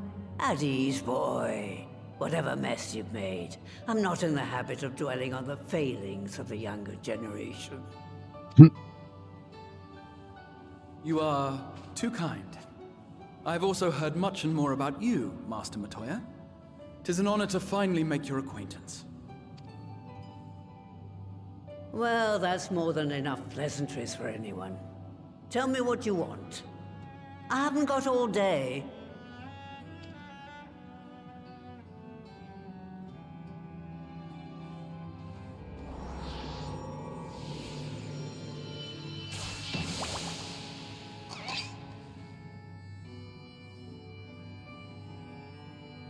Mm-hmm.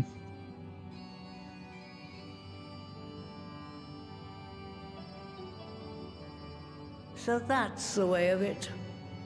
It should be a simple enough matter to make the familiar. The magic, on the other hand. Ah, that you may leave to me. Being the only one possessed of royal blood, I alone can imbue the subject with the necessary magic.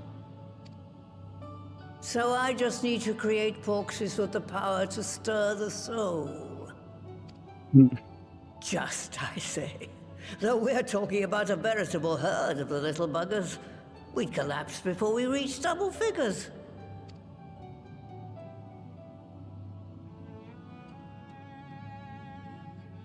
But if I could get a familiar to create the familiars, a mother porxie, as it were.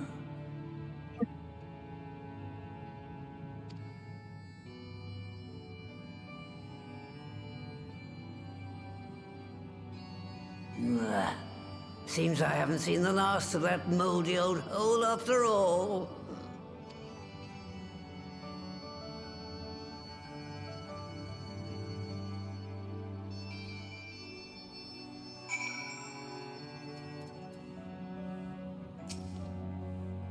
Up to the world workshop, everything's required to make your familiars there.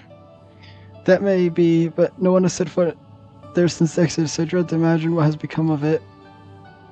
Oh, there's sure to be a handful of feral familiars and mayhap a monster or two, but nothing to trouble the likes of you. You can consider cleaning up the place payment for my help. Fine, we'll do it. Good girl. Now there ain't no other objects, now just run along to the Maker's Quarter.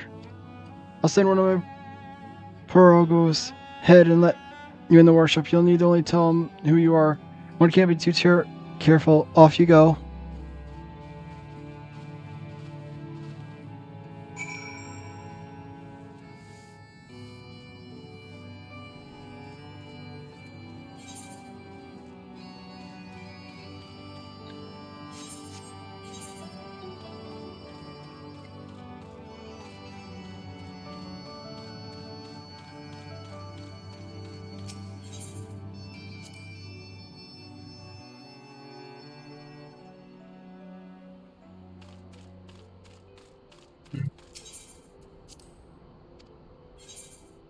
Sure, do you one more?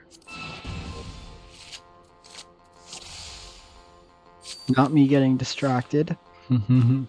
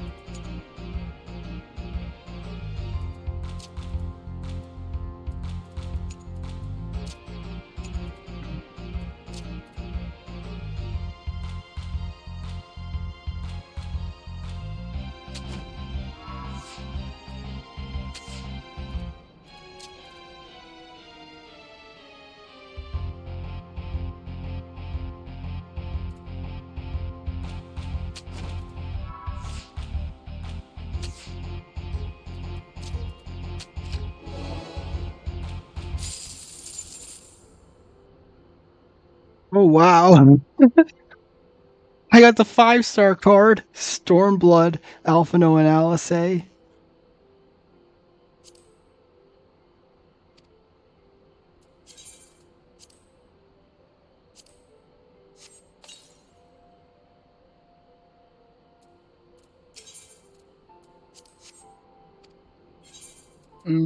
River.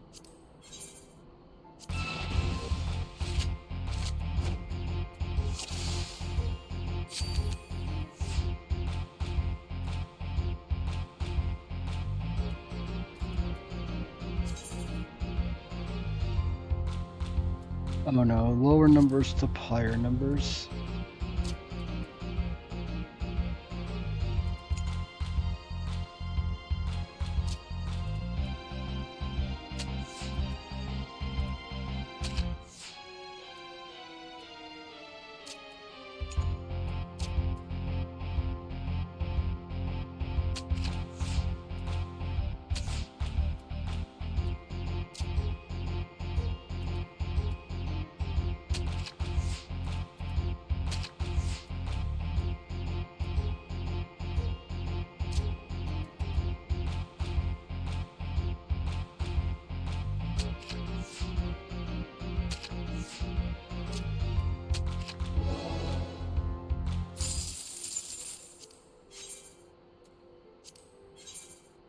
More.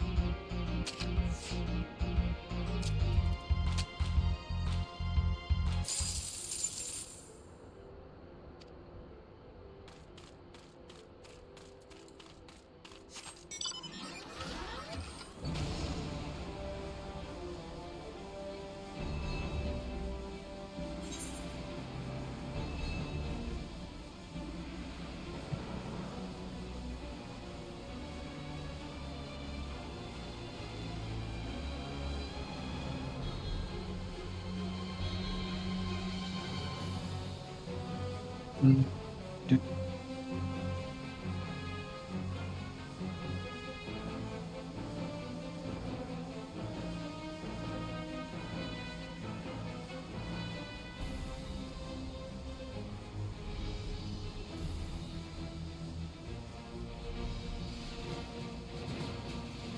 Oh.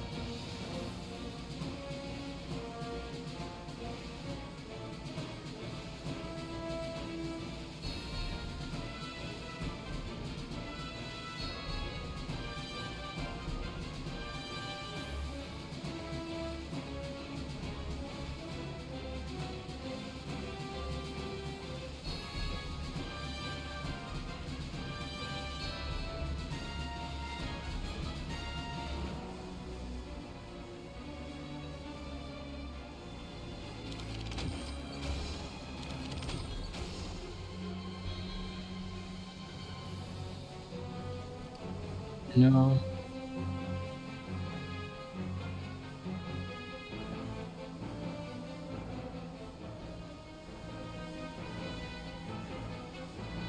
Just looking in the completely wrong spot.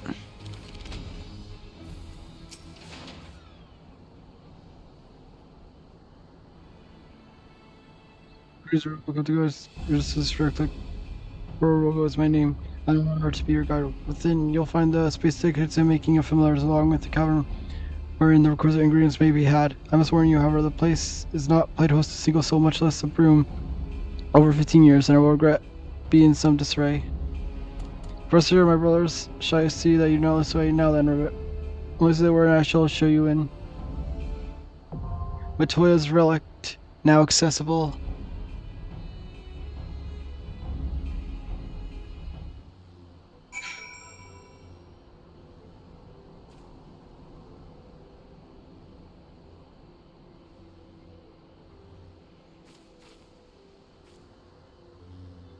No, I'm gonna be alright.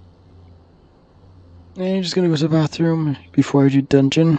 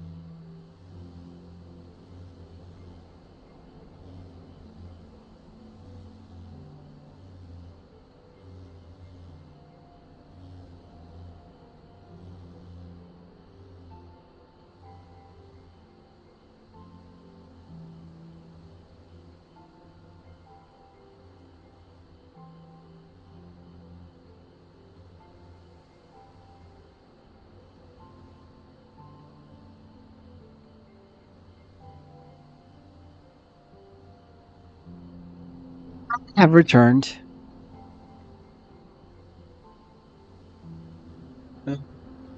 Yeah, no, it's still out.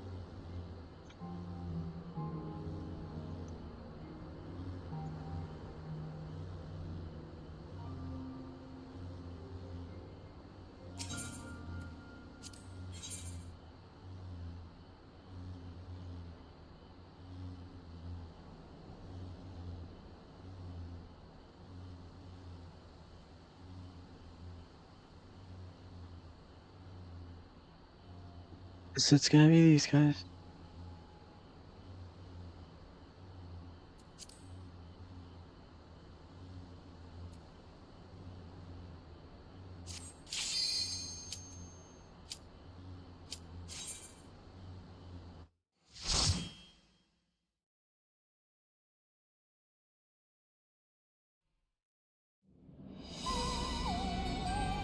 Oh Jesus, music.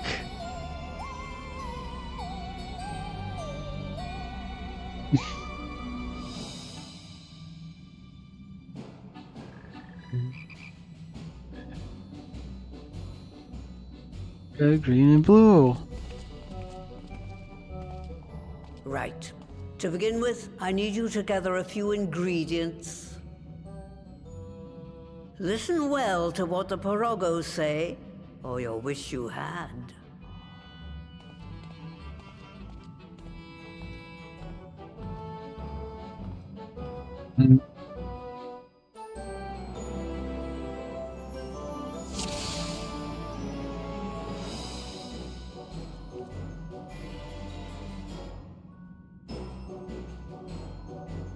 Grahatia gets a glowy weapon.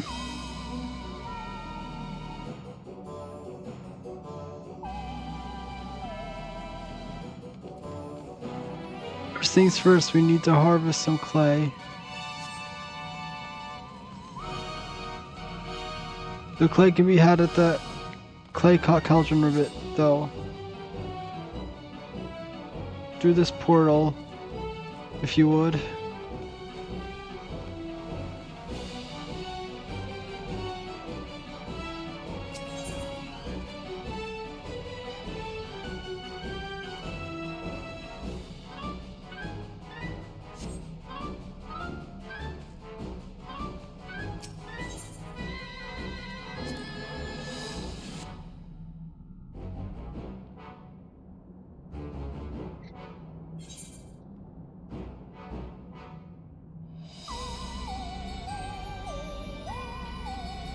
Do we have to clear out any pests we encounter? Yes.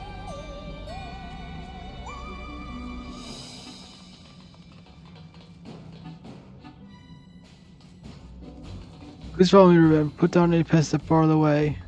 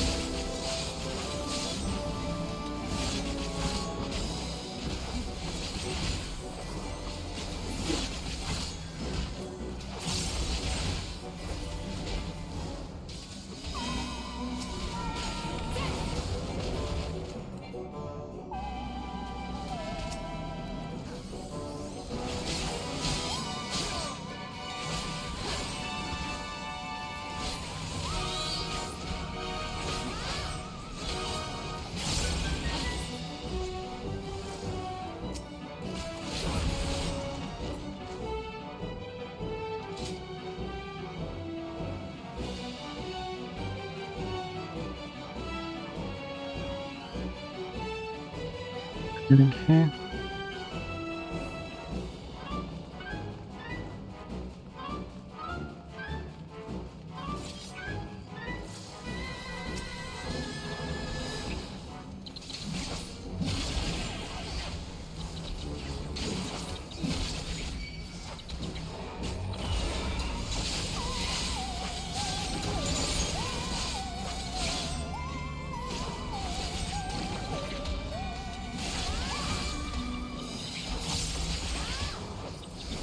healing to me. Protect me.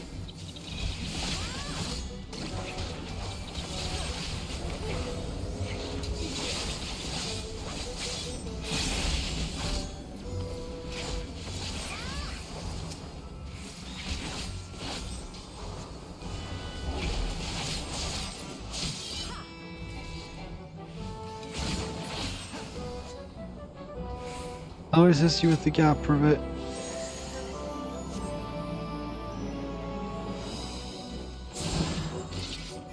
There.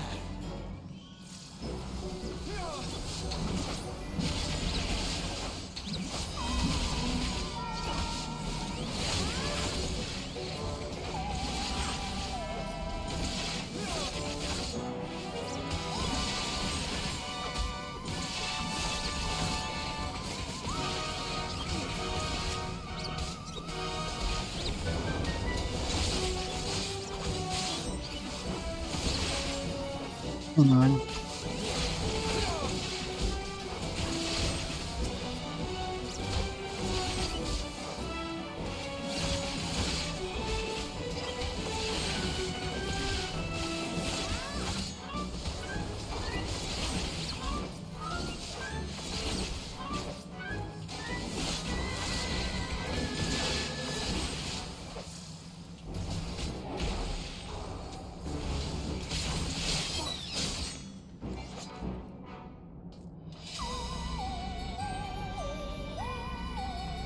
You know, imagine this place would be so infested, Ribbit.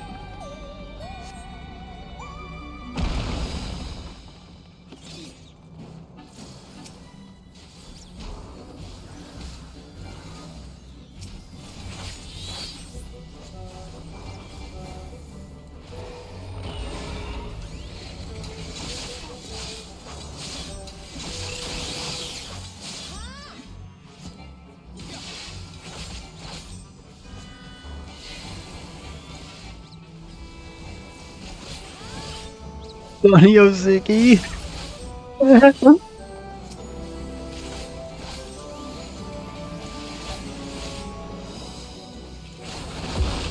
Funny.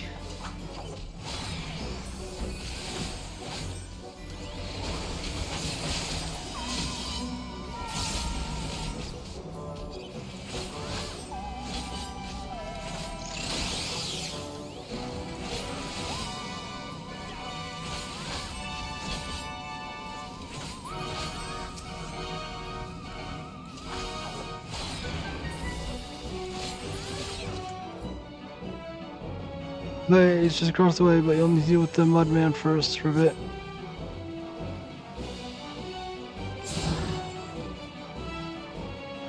That's the Keeper of the Clay.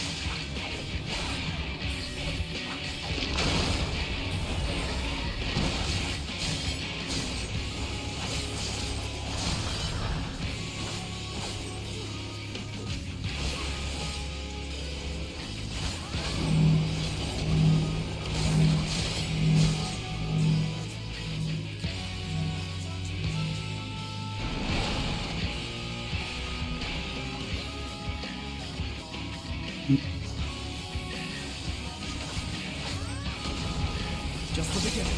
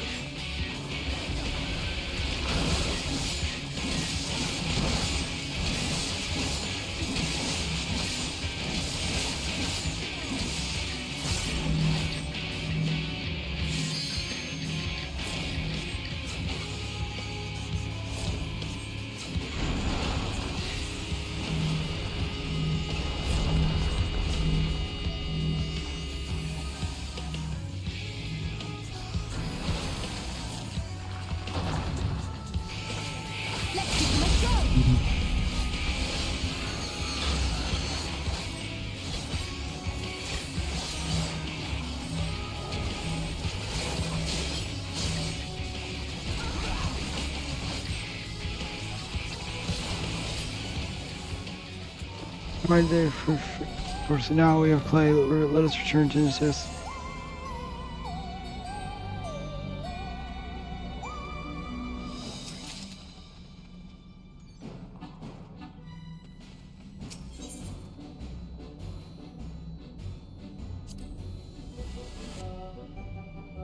Mm-hmm.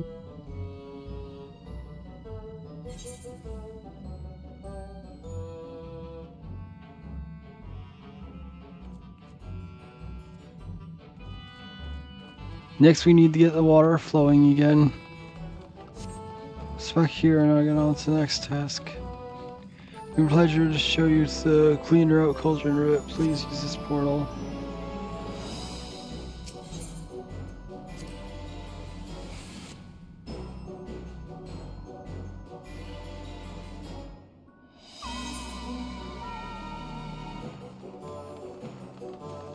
First, if you ask you to keep close to me, Rit.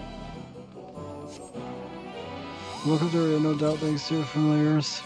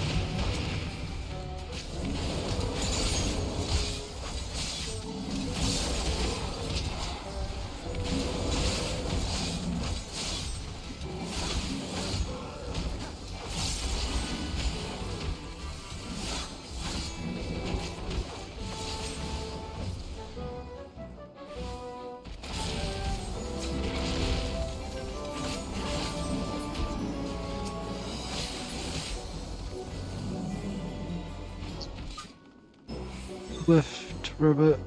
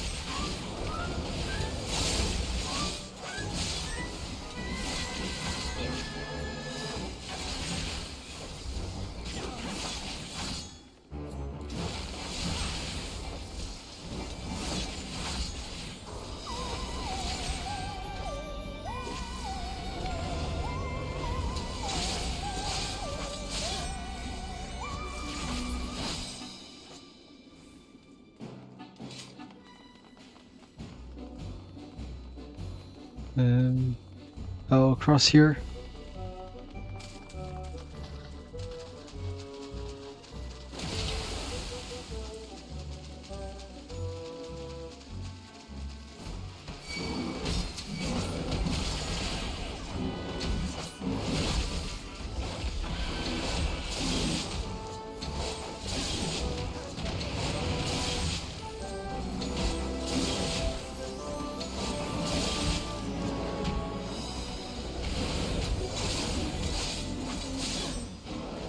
Mm-hmm.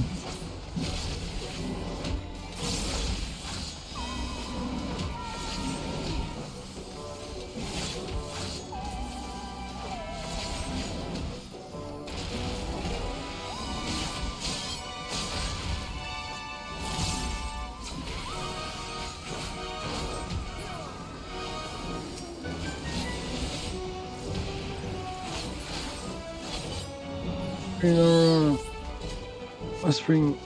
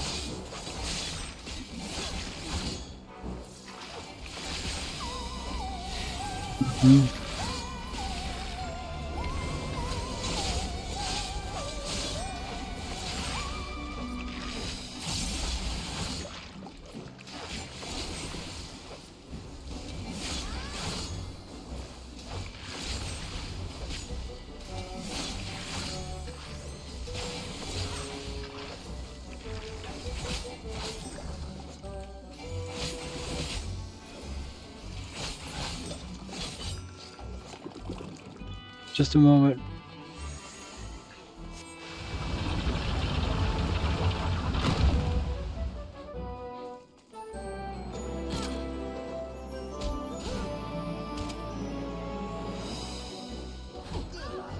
This mission is present. Please take care.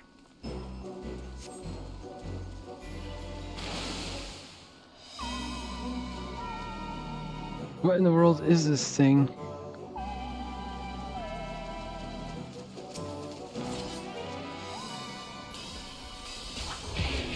Let's play, let's play.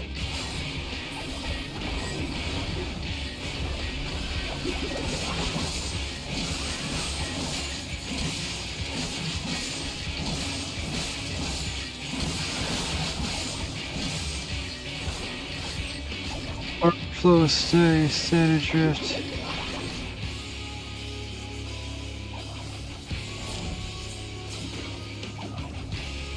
So if you have a show comment something along the lines of, oh god, that's still here. What? This is a familiar Ustrola made in her childhood.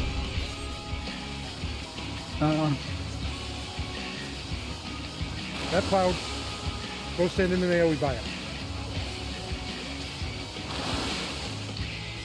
In front of it. Right in front of it. Right in front of it.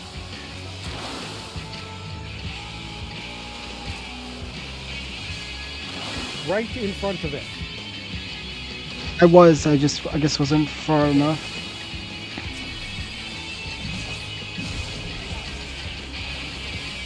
Yeah, the NPCs don't get up on the cloud unless you do. Go, I can't lose, I won't.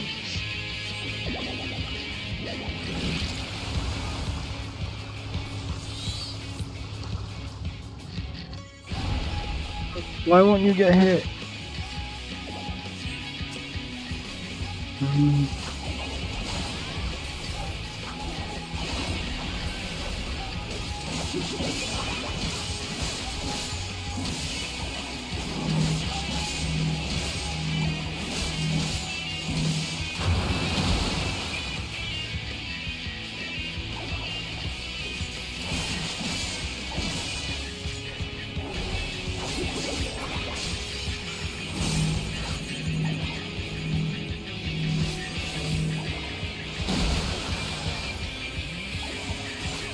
Just the beginning.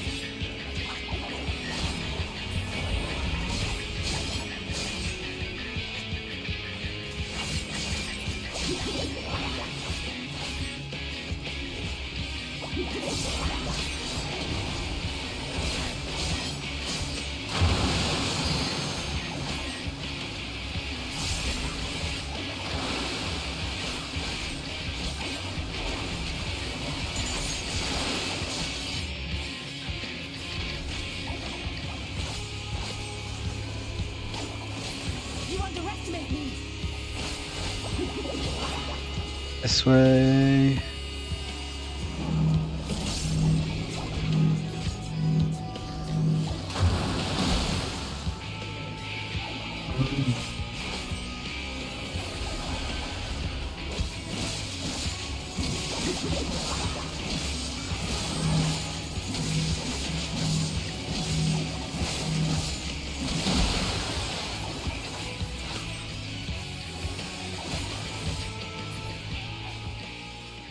You win.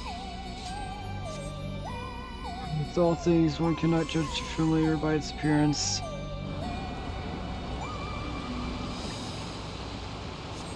The water's flowing again. Let's head back.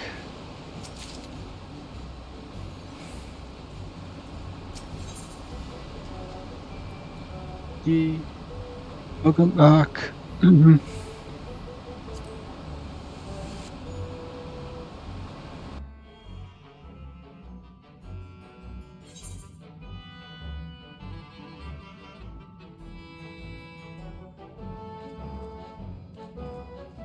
Last but not least, we need to fire up the kiln.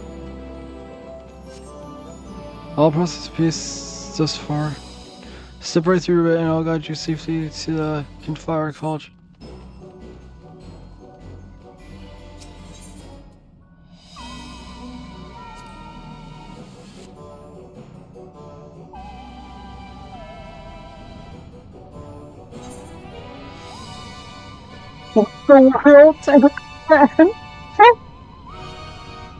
Welcome to the LSD volcano.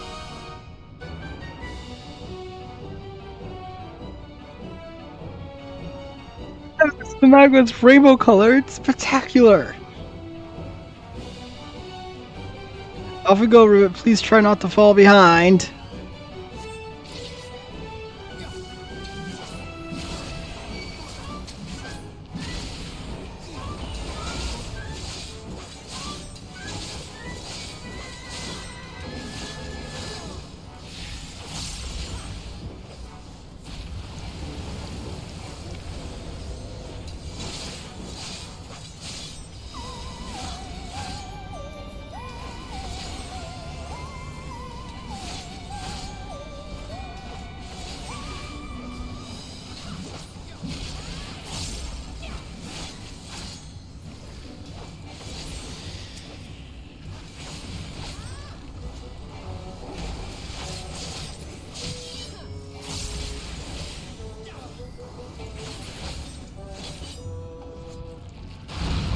What the ribbit?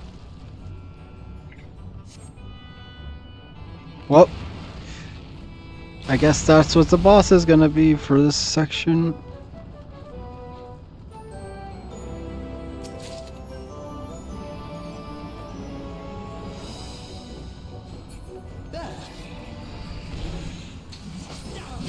Oh, it's this guy, one of the mounts that you gave me.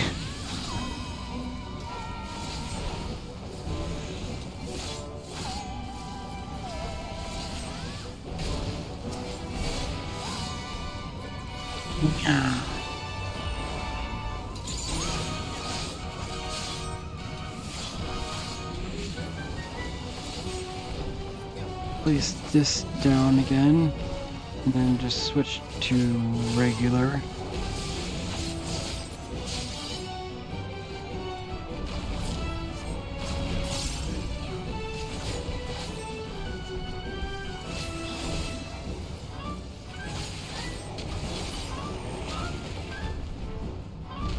I can't stop us, Ribbit.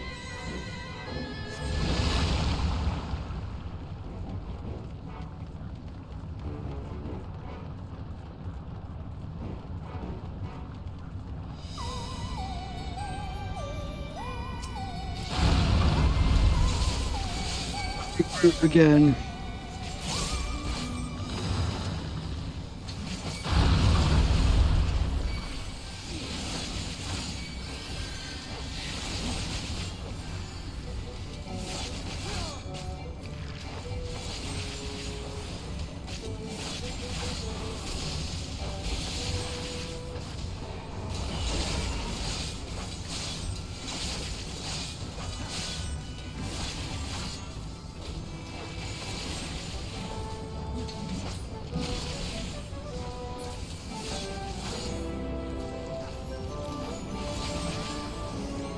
Hurry up and die, slimes.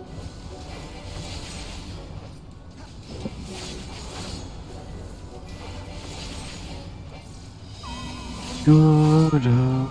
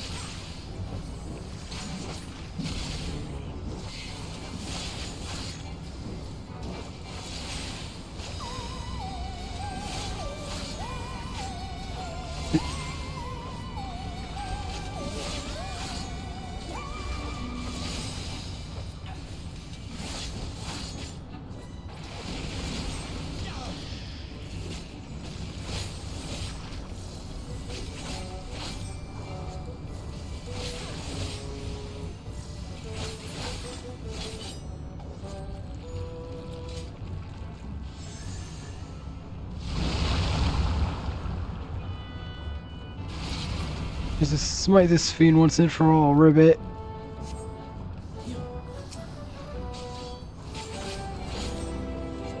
So it's not even a boss.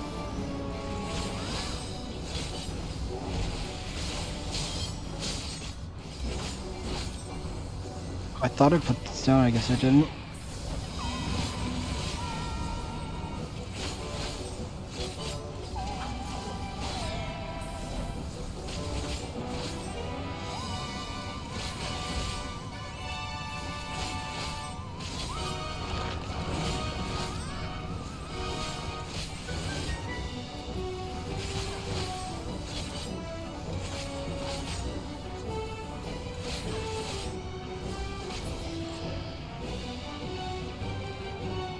Fireballs, and I don't mean magma, your destination awaits.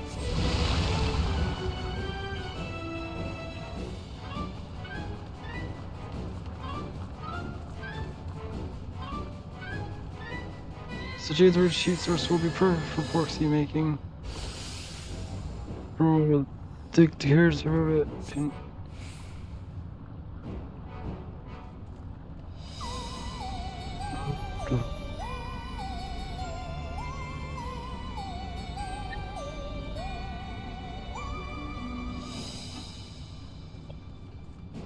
Take a minute to go around it.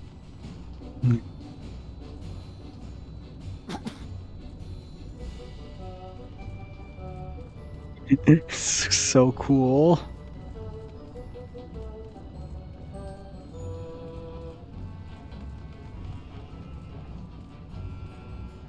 But really what this is melted crystals. Oh yeah. Water, ice. Then that would be lightning. Pink is lightning. Yellow. Green is wind. Yeah, green wind. And then I guess there isn't one for fire. Well, it is all magma, so. Yeah, it's all fire. But there's also not one for ice necessarily, because the blue is probably water crystal. But just because you don't really want ice in your lava pool.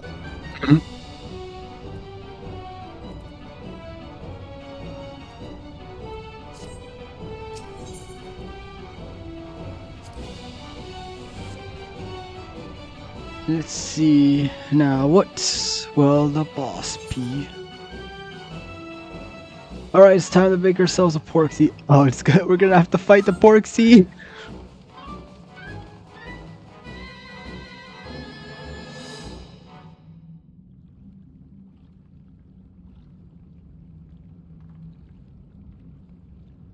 Right then. Let's get this over with.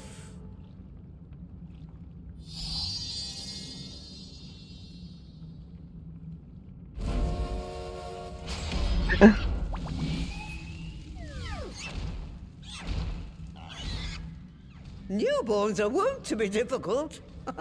Sure, who's in charge?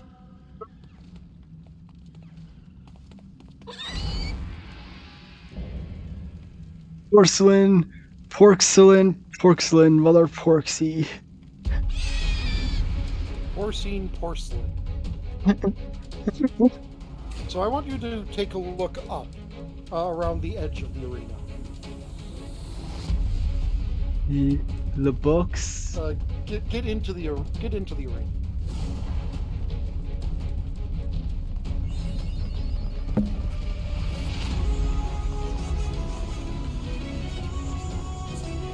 Don't show any fear, they can smell it. So look above the lamps.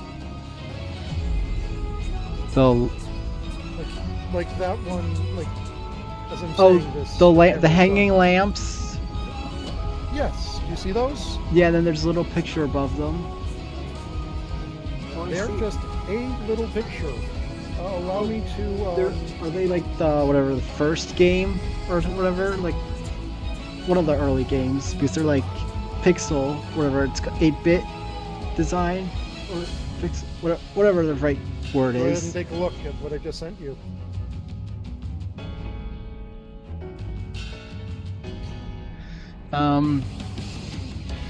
Here's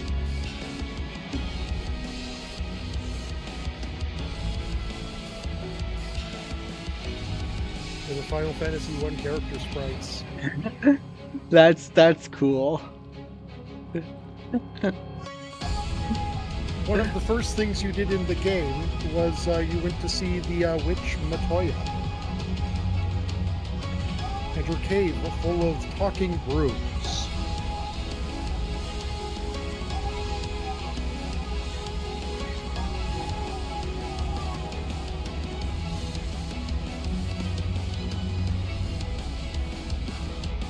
Here we go. Right. Let's take this down. Players place down these two. Use Arcane Circle. And then this.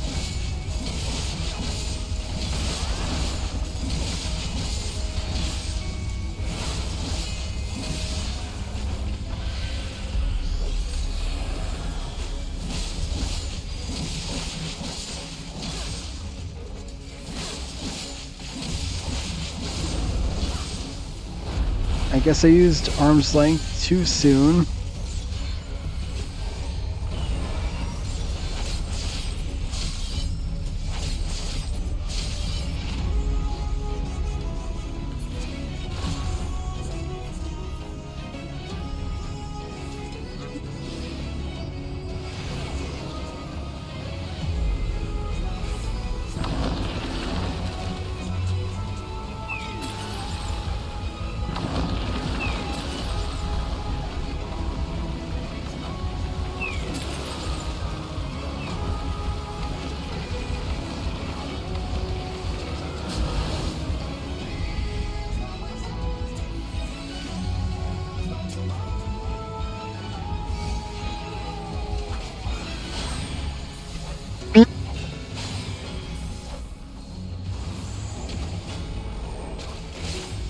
That's the name of its attack.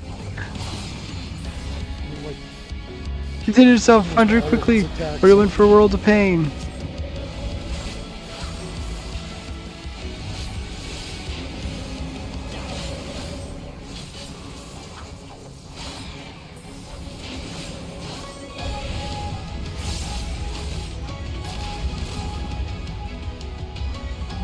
Oh jeez.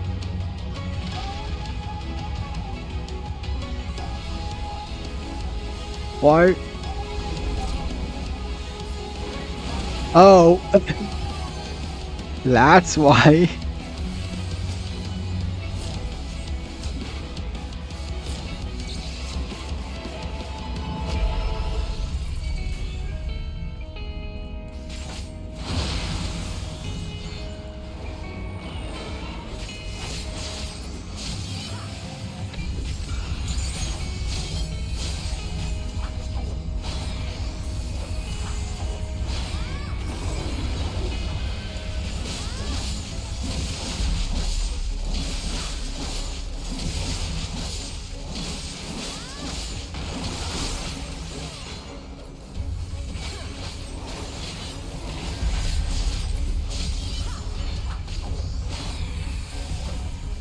Tenderloin.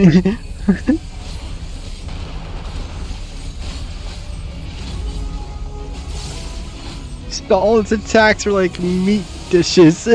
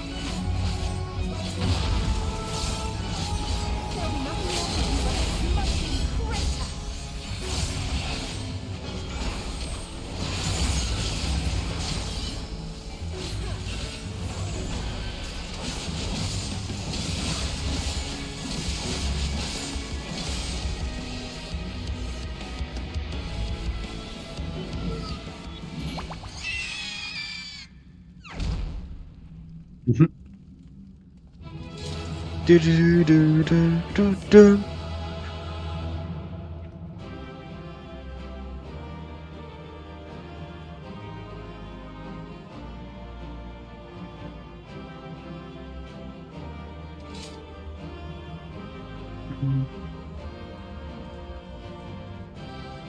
We finished then?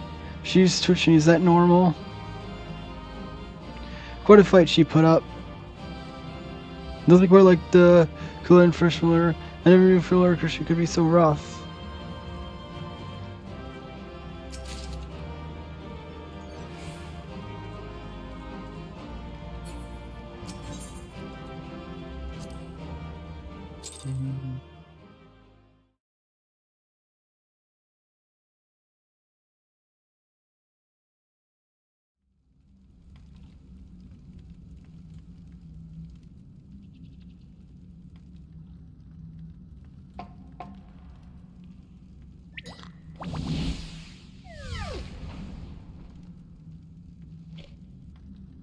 There we are. Quite tame. Then all that remains is for me to imbue her with the magic. My friends, I'm afraid I must trouble you for your ether once more.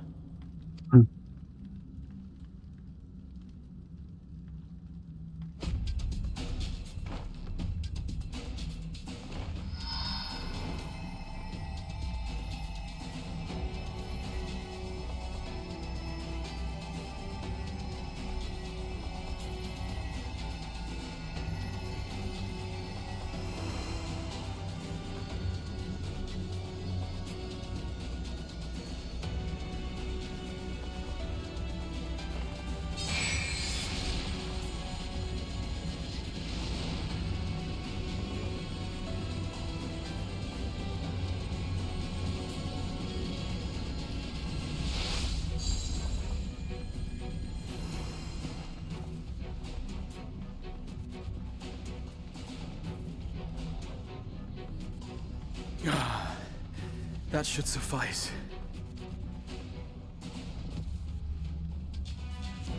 Good. Let's set her to work then, shall we? I want to see some porkses. Assuming that is, someone can spare the requisite energy.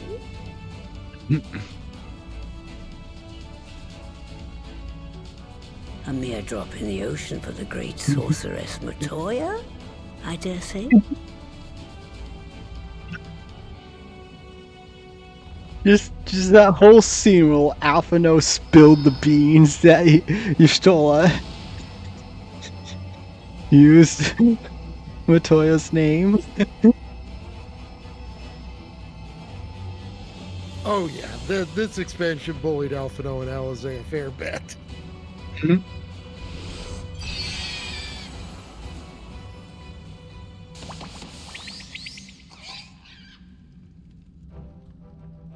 Excellent. Our very own litter of Angelos. And we can make as many more as we want, simply by providing the mother Porksy with additional ether. I will require a moment before I try again. It's still hard work, but a damn sight more efficient than making them one by one. Thank you, Master Matoya.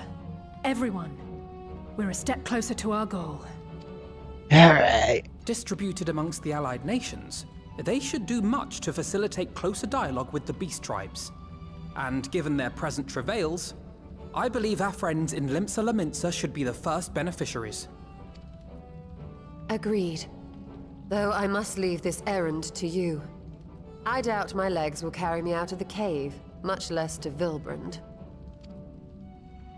Thank you for taking the lead in gathering the ingredients. I expect you would benefit from a rest too. In addition to the Porksies, I trust you've gained an inkling of how much effort goes into the creation of familiars. Or mayhap you attribute your struggles to old age. If I said yes, would it persuade you to treat me like an adult? Not with that pertness, it wouldn't. Anyway, Assuming you have no other favors to ask, I shall be leaving.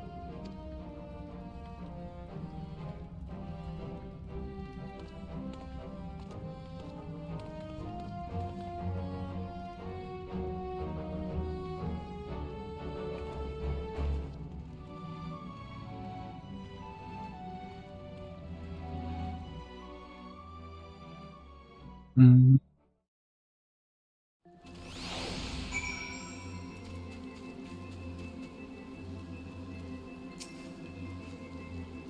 So you wonder, Master Hoya, has returned to your cave with Yashola. They are pieces of hearts, are they not?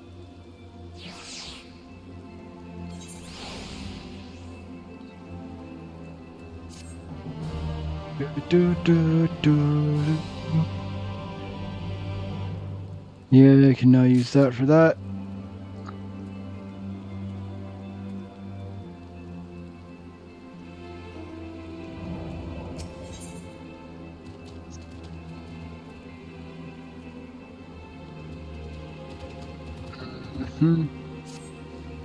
Well then, my friends, let's return to Lumency and deliver good news to Admiral. A word to the office, or a bulwark call should suffice to secure us an audience.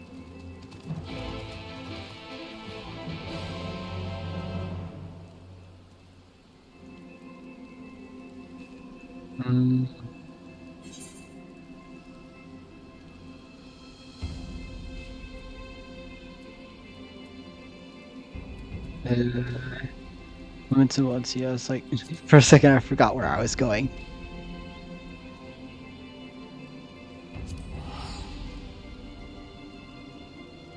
Oh dang, I accidentally pressed the movement button.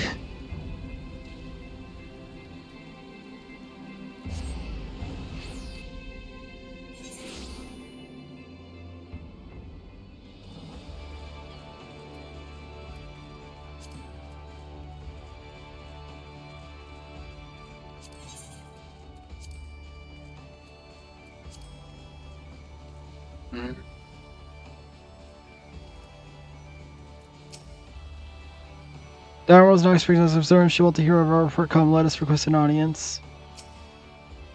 We now bring cured temper. The beast tribe are far more likely to listen. Even as we speak, we are weaving a new future, and when all becomes history, I hope that those who follow may look back with gladness.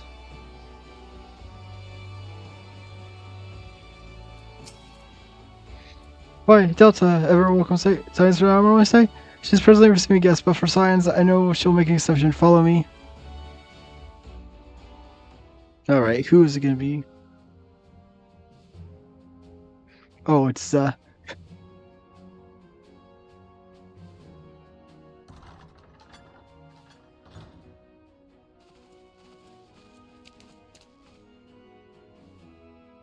friends, what brings you here this day?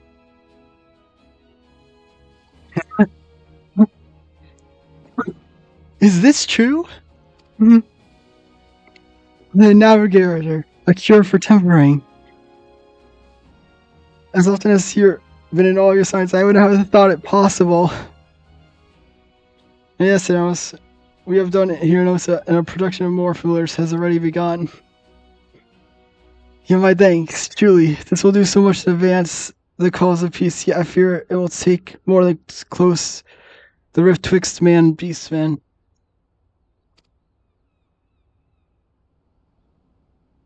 Why, even to speak thus divides us. What God secures, we will not guarantee reconciliation between our peoples, for though summoning and Depper may serve to fuel the conflict, they are but symptoms of it. If we are to resolve the problem once and for all, we must address the cause. We must strive for mutual understanding and find a way to leave our bloody past behind.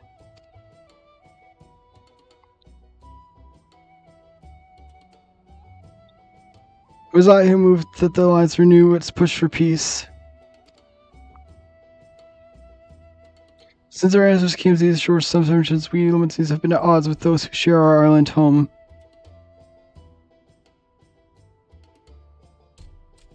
Save for brief moments of cooperation with the kobolds, our history has been one of nigh constant territorial squabbling.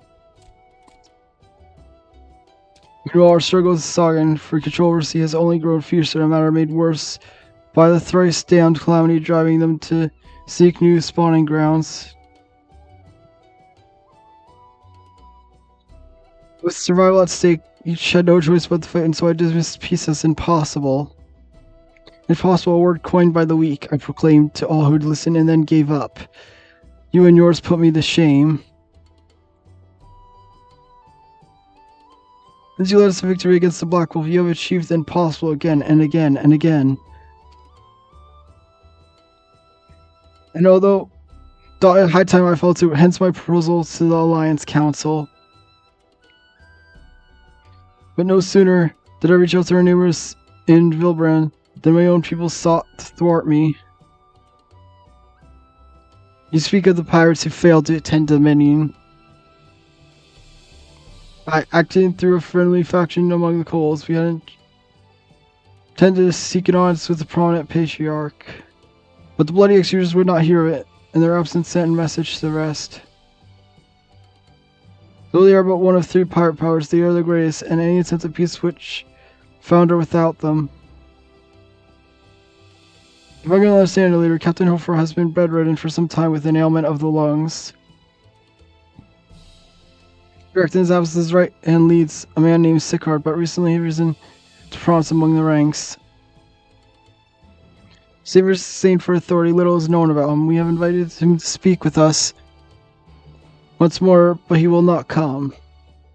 I have tasked the Yellow Jackets and the Rogues with uncovering his motives, but they have learned nothing of value. Leave it to us.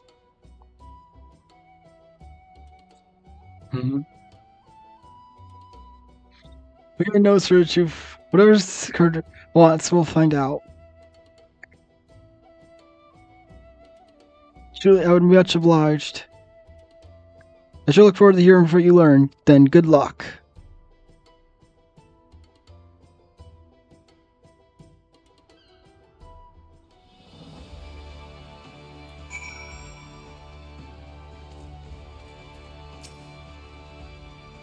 Well, while your first step, I started to split up and making inquiries around town. Someone must know, Sicard. If you could approach the pirates delta, the rest of us would seek out merchants and adventurers.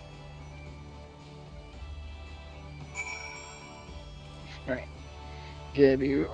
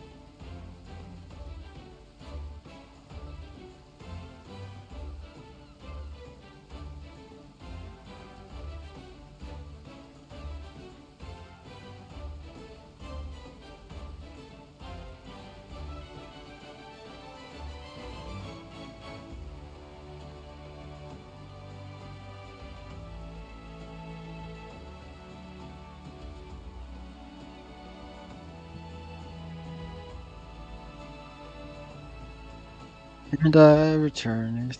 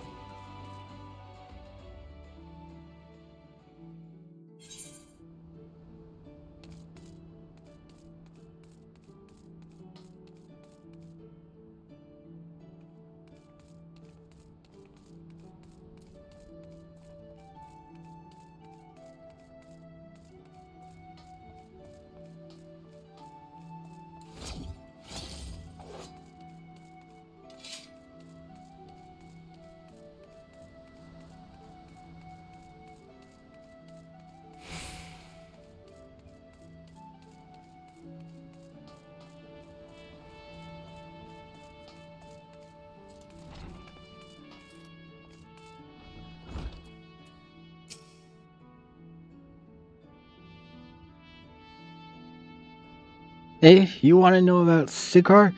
He's a wily bugger, what he is.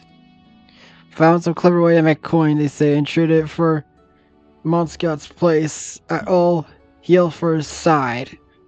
There was a time we raced the executors for our pickup Empire's fleet, but the Garleans are gone, and them days with them, owing to which we've all of us had to look for other ways to make ends meet. We jumped up Viles, Ratzinger landing the juices, whatever it may be. Not that we Sirens were struggling, mind. We'll do well enough guarding fishing boats from fishbacks on other beasties. Get the first pick of produce, fruit trouble, you see, quality stuff at the bargain price. That's this we pass our sisters as can't sail on our account getting old and wounded, or what, child, and they cook it up and sell it for a pretty profit simple. I'm still ace, don't get me wrong. When I see the girls with the little ones, I think to myself, a life of peace and quiet ain't all bad.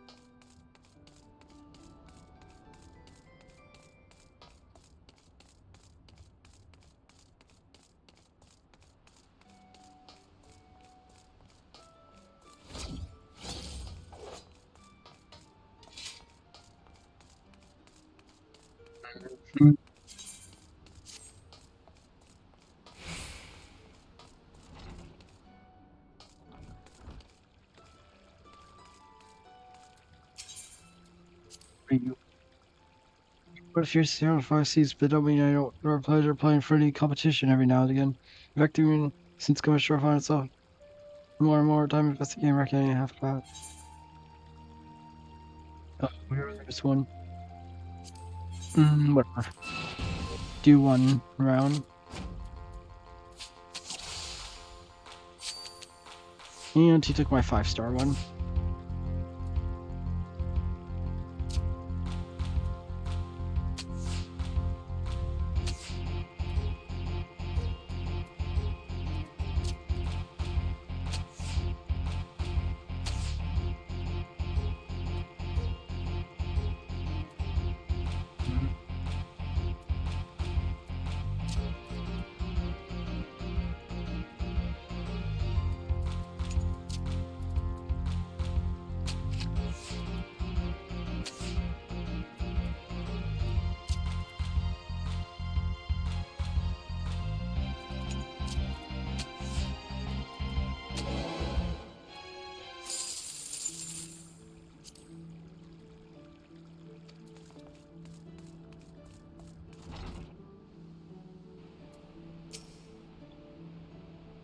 Where's else to hear you? As am I, my friend, as am I. So I know nothing, man, save the bloody sure experienced a marked improvement in their fortunes after his promotion. How he achieved this is a matter of some debate. As you know, the philosophy permits us to attack only Garlean vessels, yet these have all but vanished from the seas since the Empire turned it upon itself. In order to adopt the Krakens have been taken to trading with the East, but the executioners are less forward-looking. I cannot imagine they would willingly abandon the old ways. So how then are they lying their confidence? Whatever the secret, they are not like to share it with their arrows, but mayhap you'll have more luck.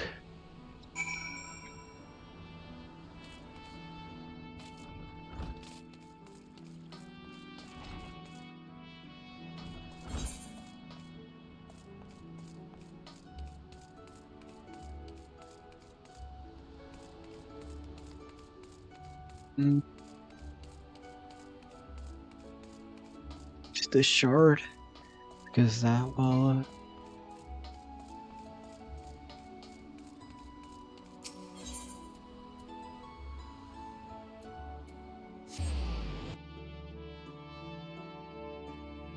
Yeah, it's faster. Come on.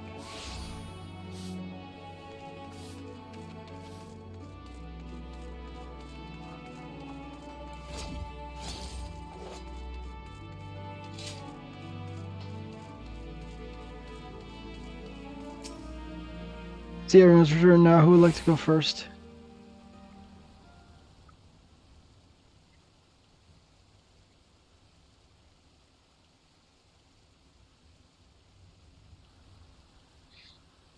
So just with their imperial prey began to disappear, Sakura turned the execution fortunes around a mysterious new source of income. Whatever is nothing to scoff. According to the tavern keeper I spoke to, the crew had been indulging themselves as never before, but no amount of drink seemed to loosen their tongues as to how they were coming by the coin. From what I spoke to a report from the Harbor Herald, the publication has been investigating the secret executioner's good fortune and making a little headway. Plainly, the executioners do not wish the nature of their business to be made public. And I think I may know why. In the course of making inquiries on Hawker's Alley, interested in infecting light, just as the accusers began to enjoy better futures, the price of crystal went up in sharp decline, and sudden fall in demand, I was told. Curious, I contacted Horae Boulder, who was watching the movements of the beast tribes, and my suspicion was proven correct. Despite everlasting relations between the beast tribes and Talsies, neither Titan nor Leviathan have any appearance of late. Suggests the kobolds are going to lack the means with which to summon them. You can say that executors are divesting them of crystals. I'll even wait to the conclusion, yes. Though we have no hard evidence yet, we must investigate further. Agreed, so how do we proceed? Have an idea. In fact, I've already taken liberty in making certain provisions.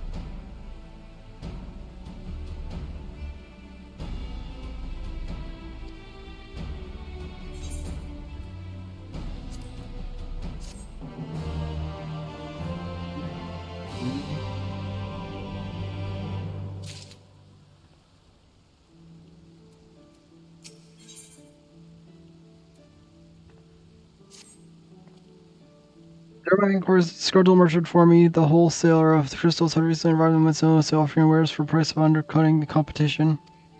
After this ground, I was able to gain an introduction, which surely posed a potential buyer, bid to establish Crystal's province.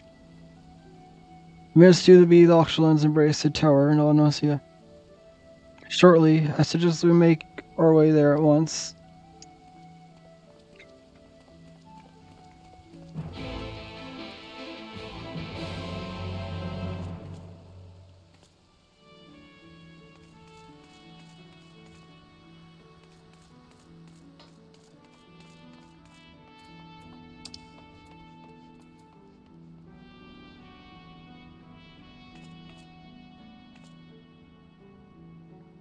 Tempest Gate, alright.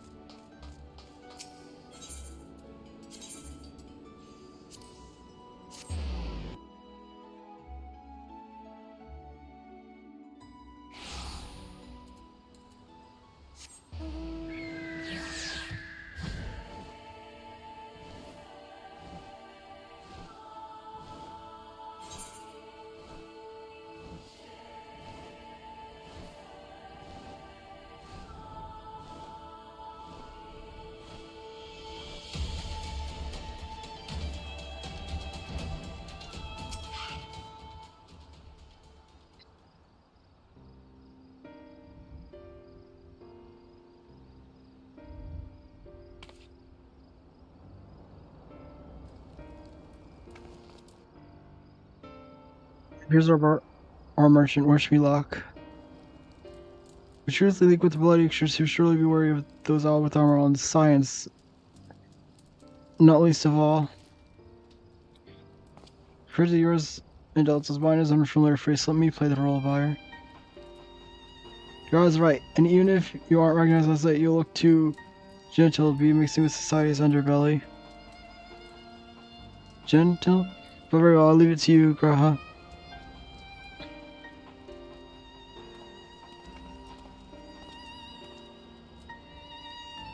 Alright. Got business with the catboy?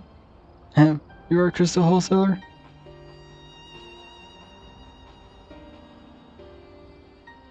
Yeah.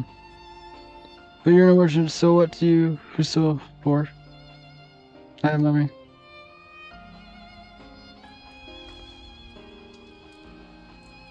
Go, guys, you give yourself away.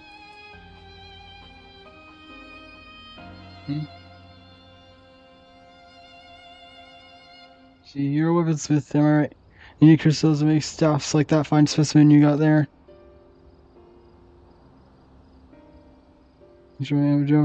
Enough to find some materials. I bid you to show me your wares. We don't invite just anybody to our service. It takes time to establish trust, you understand. Look, I have a large order to shift. Quality is satisfying, I will not quibble over the price. Alright, it's plain no ordinary crystal adorning your staff. Some an exception, come with me.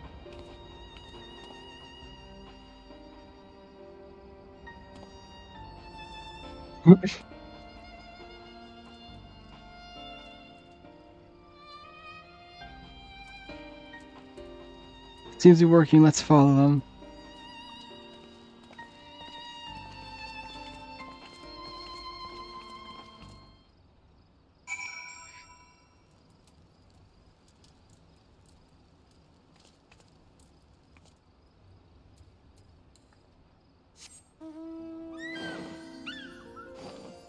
Alright.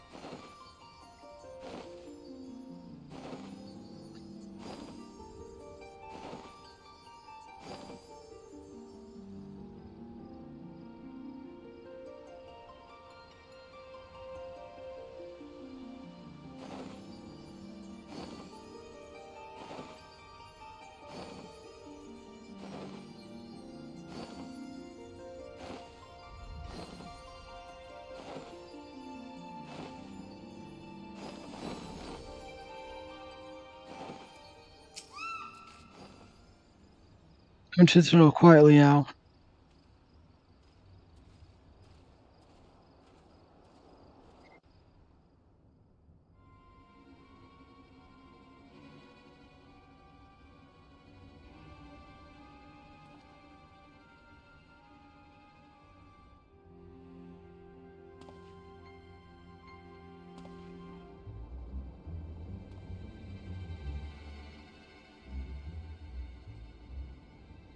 Can't even find it, especially not for the price.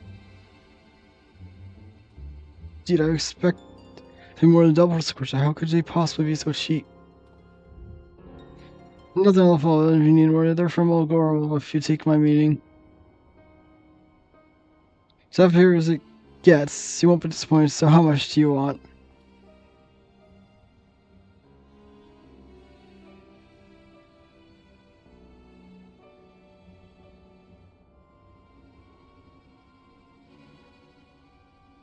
Olgoro will take from kobolds just as we suspected.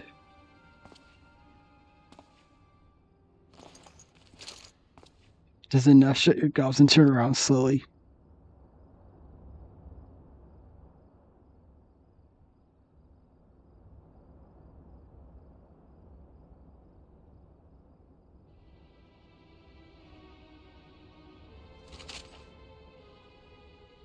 Discard the acting captain of the bloody executioners. No need to introduce yourselves. We know who you are, the Scions.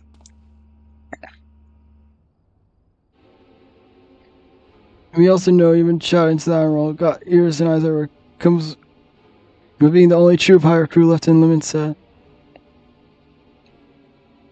So actually, I'm here by question, what are you here for? You rolled the real yourself without knowing your objective, but that would explain your swift rise to power.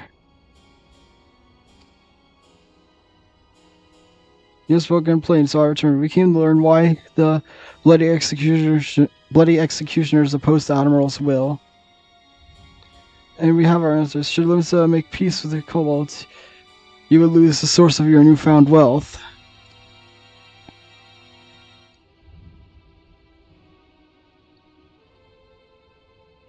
That's right, just to remind you, though, we ain't breaking any rules here.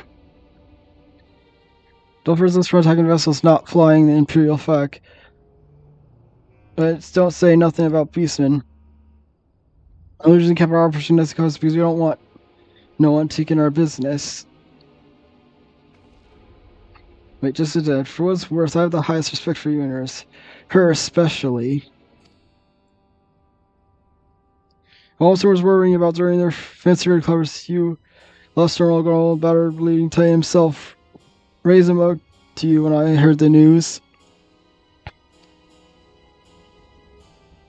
Never for long for making the beast, we never summon the string of gods again. Practically your successors we are. There were still Imperial ships about it. We did our bit for Linsa and went after them, but with the Guardian's gone, there's no one left to ply our trade on except Beastmen, so let us have that A. It's only fair. Contentious. If someone find your views, it is true that you have broken the laws. That means so. I see no reason why you should not state your case directly to Arnold's face, unless the acting captain of the only true pilot crew left him to have some other cause to hide in a cave. Well said indeed.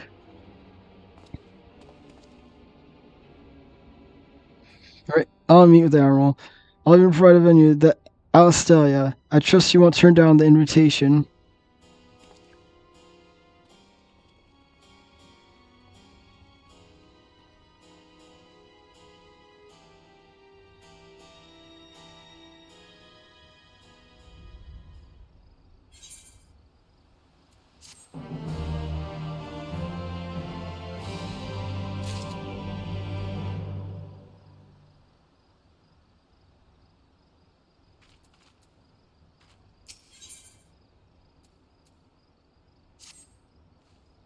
I let myself the hunter, but it turns out I was a prey. Timely reminder that the powers of limits are not to be trifled with.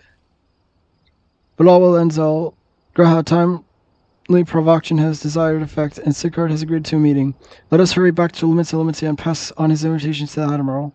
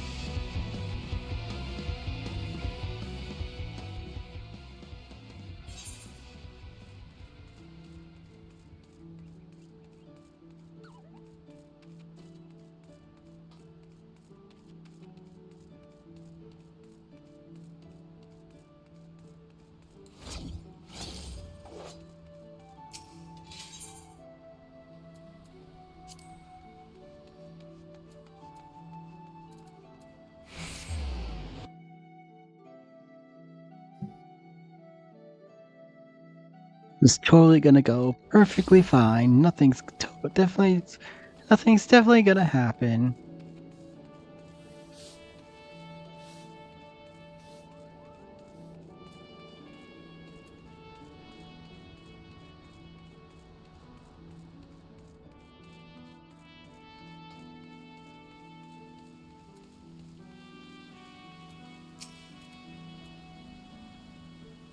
Those are commanders have already reported to the command room. Will you be joining them?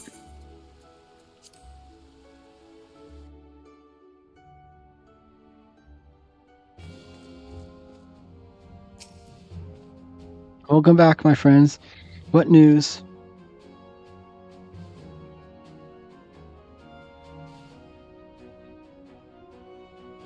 So they have been stealing crystals from the kobolds. They're solving mystery and securing a meeting besides. So I accept cigars and would have you join me as my guests. The future of Linsa hangs in the outcome of this meeting, and I would have science present to bear witness.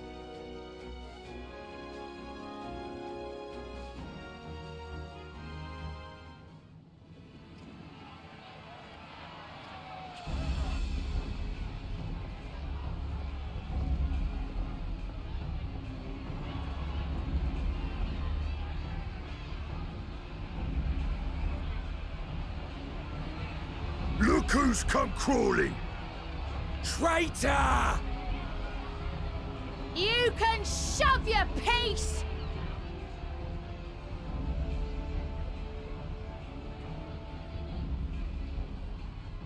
Welcome aboard, Admiral.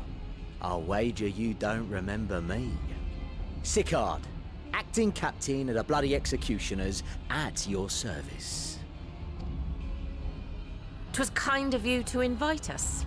Now, if Captain Hillfear has a message for me, I bid you speak it. We have just the one demand. That you forget this bilge about making peace with the Beastmen. Ours is a nation of pirates. Always has been, always will be. Deny us our right to plunder, and you deny who we are. Too bloody right! Pirates till we die! What we want, we take!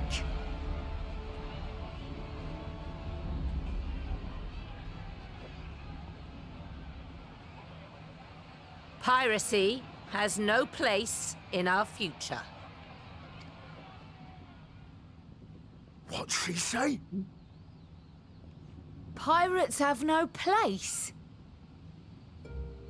Our nation has prospered through piracy, 'tis true.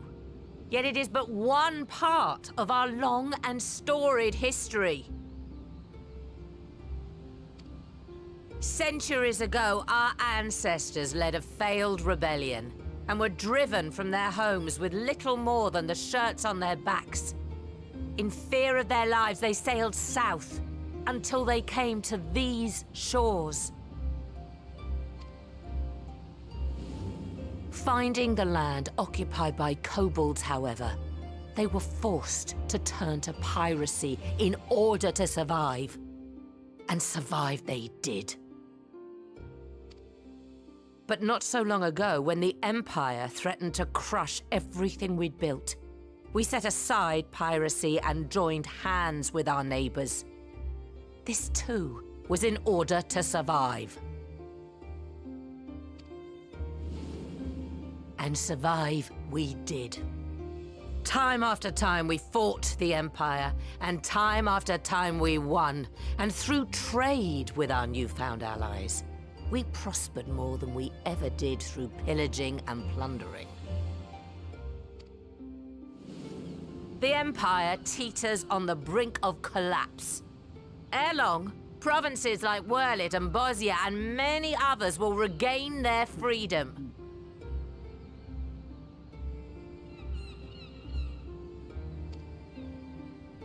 When they do, our matchless fleet will lead the world in a new golden age of commerce. The tides favor us, and the ocean beckons with her vast bounty. But if we cling to the old ways, this great ship we call Limsa will trade the boundless seas for a lagoon. So we scorn the world's wealth for a plundered pittance, then? Or shall we embrace change and thrive, like our ancestors before us? The choice is yours. But if we are to prosper in the coming age, the whole of Vilbrand must become our ship, and a kobold and Sahagin our crewmates.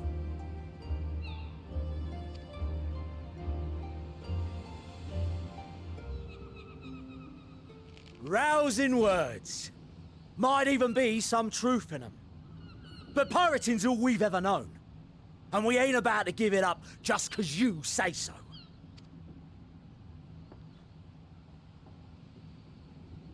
Still, we're all Laminsons here and no one wants a war. So where does that leave us? Long before you became Admiral, I heard you was captain of the League of Lost Bastards. That true? If so, you'd know how we pirates settle our differences.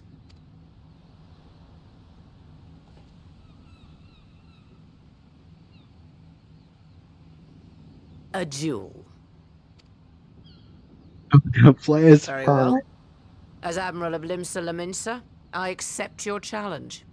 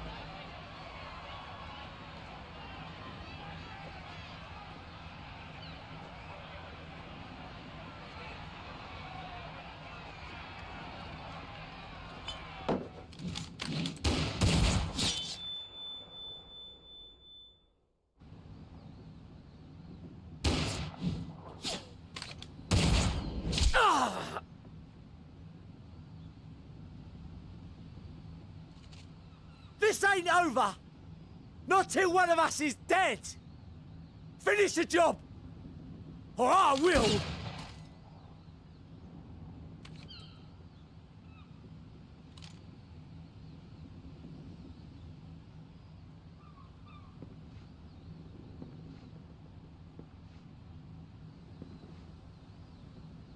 It's the captain!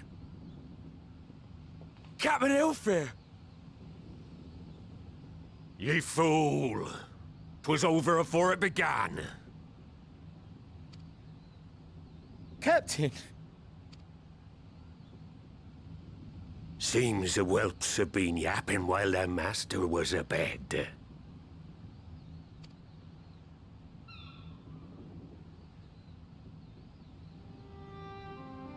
Listen well, all of ye.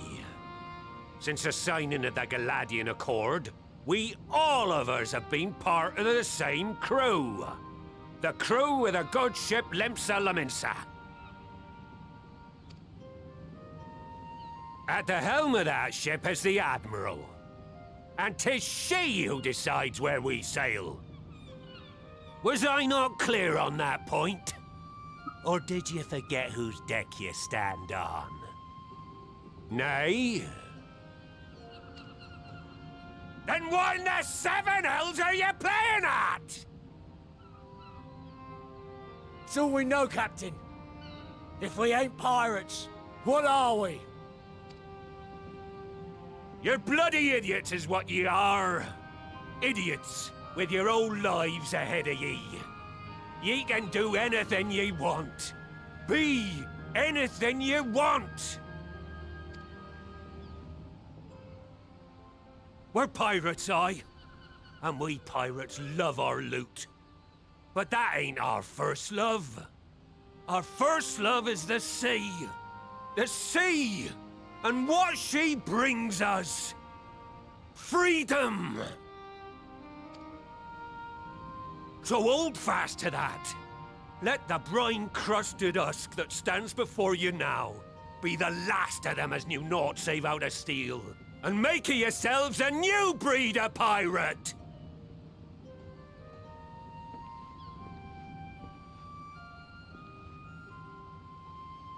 Lad, I made ye me right hand 'cause I saw something in ye. And I still do. You've the makings of a captain. All you lack's the belief.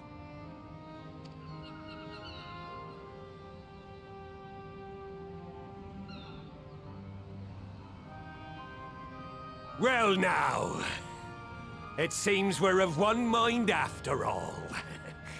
Apologies for the misunderstanding, Admiral. We're with ye, wherever ye be headed. You have my thanks, Hilfir.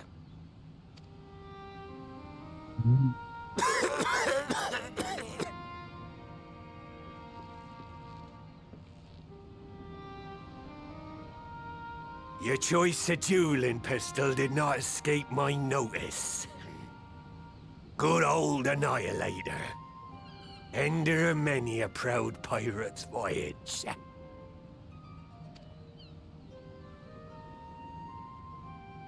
Mistbeard's vanished into legend, and it won't be long before I take my rest in the depths.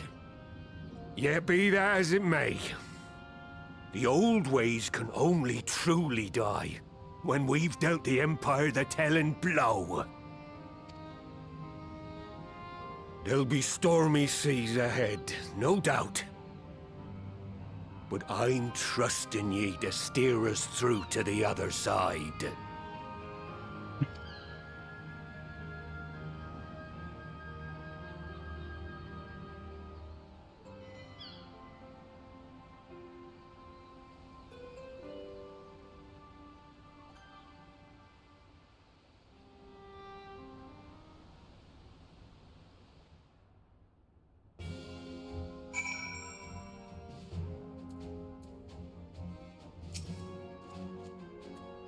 Though I anticipated duel, I did not foresee Helrith would intervene. Fool that I did, 'twould be a shame to kill the boy.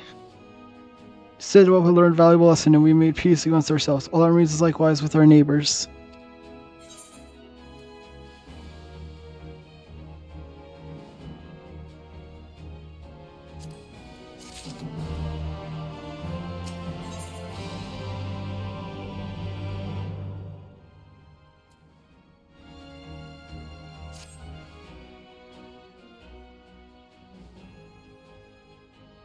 I hardly so, but I need something to negotiate with the tribes that's doomed to fail unless their minds can be first wrestled from the grip of their gods. Though in the means we seek to arrange with the kobolds, I would have you free their leader of the Titan's influence. Give it to us, we're open his ears to reason. My thanks. Ere before, there is something you should know. Some 50 years passed. When the Saga swarmed out our holes in even greater numbers, the Limsa entered a covenant with the kobolds. Men should go to the bounty of the sea, and the kobolds shall go to the bounty of the land. A sensible, equal arrangement, conspicuously lacking in detail. I inadvertently ran out the warden was in Vegas, and we have taken advantage of it, moving, claiming the northern reaches of Lanosio, which the kobolds believe theirs. Bloodshed followed. The bloodshed ends on and on till every elm of Vilbrand bore the stain of our conflict. This is not history, you understand. It is the present, fresh and raw. And with their kindred's blood yet on our hands, we will struggle to regain the kobolds' trust, even should we cure their tempered. I will speak of obstacles we are like to encounter at the meeting, but as things stand, I see no reason why the kobolds would agree to the meeting in the first place. So we must provide a reason. I will store their cold and crystal stone and personally develop cargo along with my apologies. Bait, they would welcome us in to not speak of peace, but to have you at their mercy. Aye. And given the oath of crystal we will bring, I wonder they will attempt to simultaneously then and there. And the high priest would need to present to one we could administer a cure. Firstly, he's the fish I would catch, but he was not alone, and he will have guards in hand, and they will lay down their lives to protect him. Yes, single death and kobold side will jeopardize the chance of peace. My ventures 500. Yet need not. What if we employ the conqueror's chain? They would still have to weaken the kobolds. It would allow us to subdue them without inflicting lasting harm. The artifact must be used to take goods and not life. Aye, that would serve well done, Marshal. So friends, what do you think of our strategy? If we start temporary cumulative, we may safely assume that High Priest's exposure to primal influence is extensive. will therefore take a great deal of ether reverse its effects, not to mention time. Time during which I'll say will be defenseless. Even should we look to protection, I'm not convinced we could keep an entire army of kobolds at bay. I'm happy to take that risk. It's not as if we have any other choice. Besides, it was something we do. Had not followed for example, we wouldn't have had a cure for temper, much less the chance to bring peace to Vilbrand. So many cure the priest or die trying. I believe in you, Alice, eh? Yeah, I believe in you, yeah. I know you'll keep me safe. So it's your provision to make for Camp Overlook. We'll join you there anon.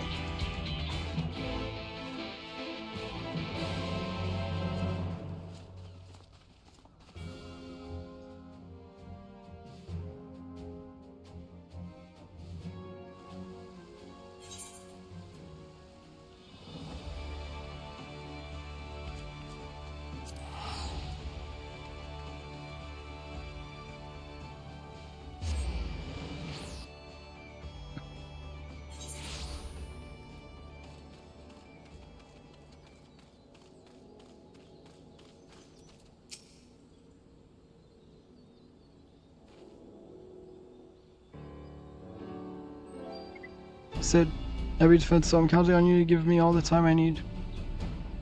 As far as to keep you out of harm's way, so leave this and focus on your own task. Indeed, should you want for ether, you need to say the word. Gobo, did you follow us here? There's something important that I want to say. High Priest Express State, please let me come with you, please.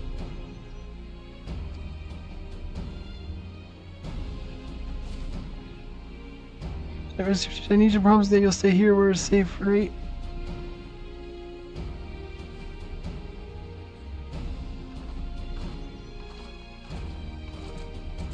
Our apologies for the way it took time, but we have secured our audience. All influence at the mention of return of the crystal prison, the couple started to remember how keen they were to be reconciled. And so the glorious spirit quality they received by Patriarch Zada of the Second Order, who awaits our pleasure in the naval. If you are ready, let us proceed to Ogarmo Mines at once.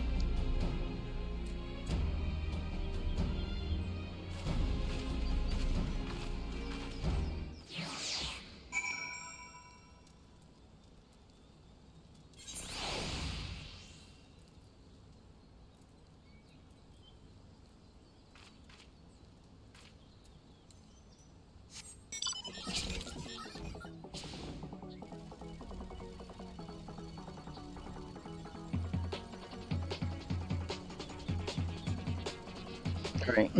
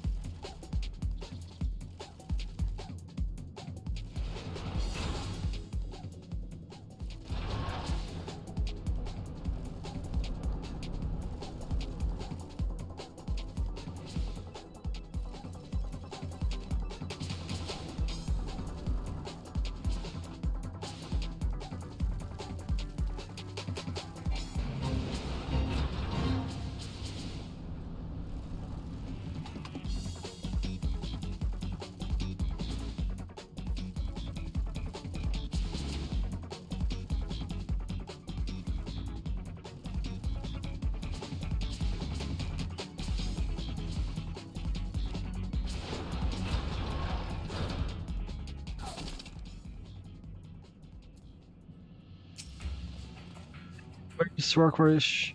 Should he make some time outside visit, we will halt the ceremony and restrain him.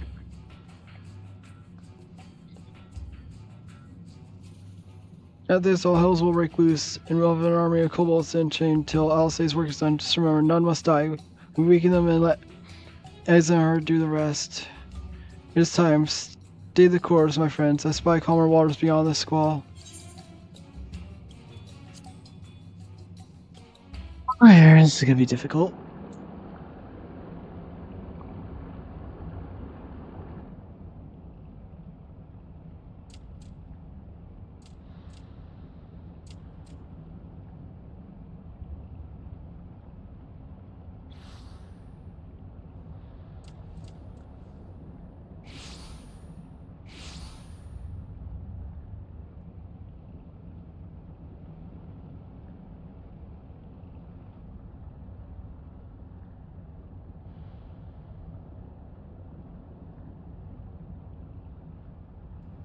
Greetings, Patriarch.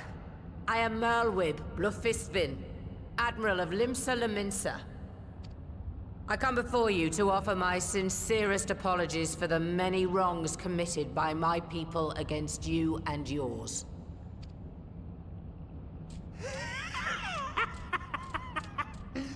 You were foolish to come here. Stupid, unwise, foolish. The Great Father shall have your souls for your folly.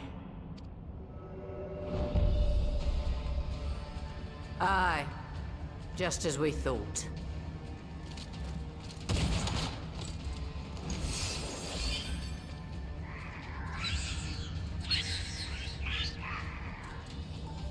Now, Alice! Quickly! You don't need to tell me! Let none pass. We must grant her as much time as we can.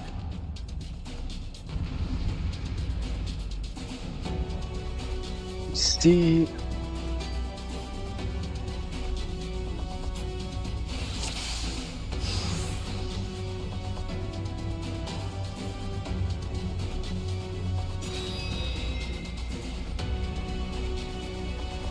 Your skill or slaughter, slay, kill. We must protect Alice!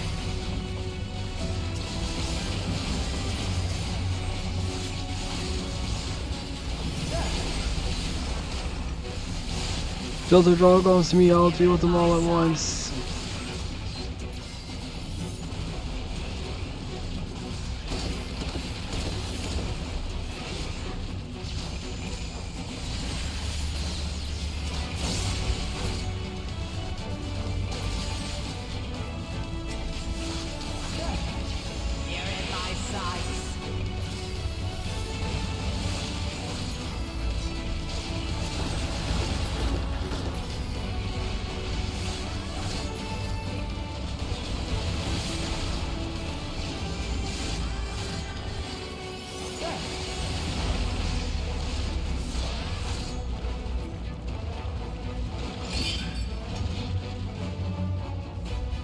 For the chain.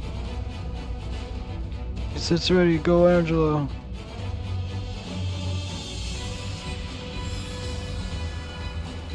What is this sorcery is this?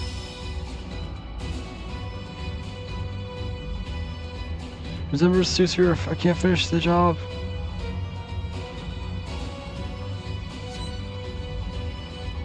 So Rizzy, there's not alone is not enough. Just what we need.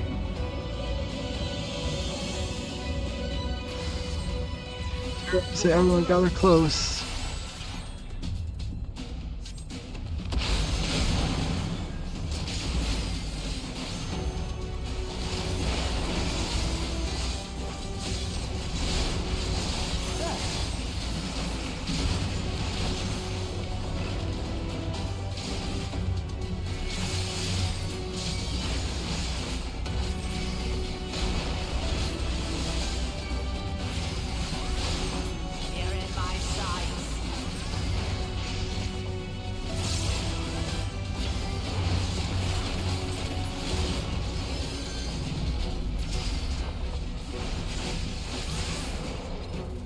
No, let's just lend Sarah Ether. Here you are, Alize. Think you I'll give it another try. Wow, I can't let them get near Alice.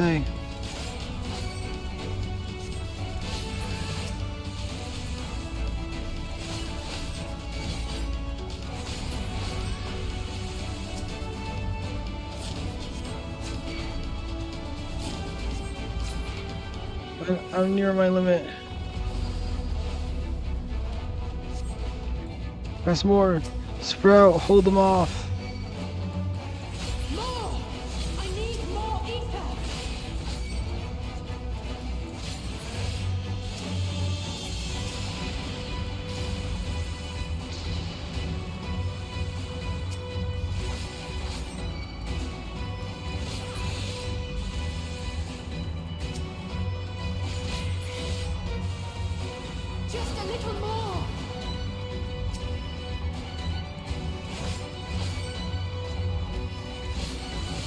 Stone hills, there's too many of them.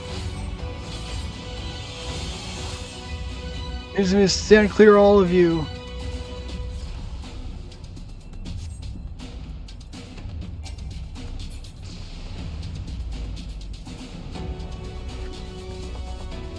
All this for things, I'll say is now your chance.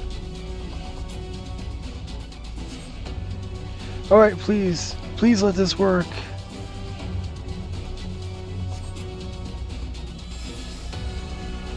Out of my head, the pain. I'm still not almost there. Delta, please lend me your ether too.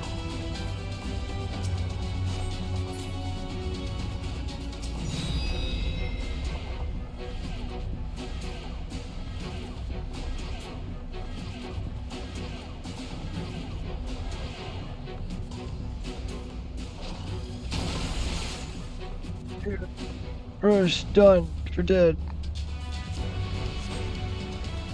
No, you don't. No, Arnold, it's too dangerous. Message before I came, no matter what it costs me, Linsa, I'll have peace. Look. Say that's what I exterminate. Just say.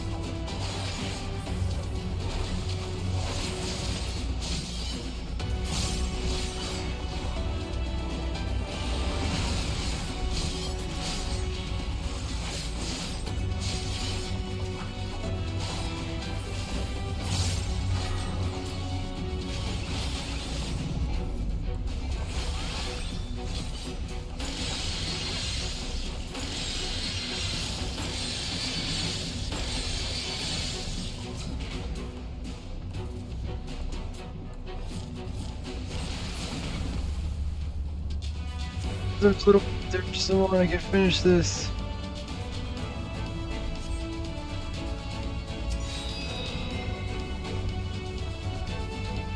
You work this time, I promise.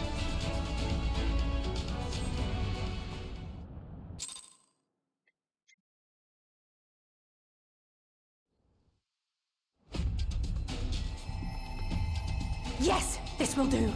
Here I go.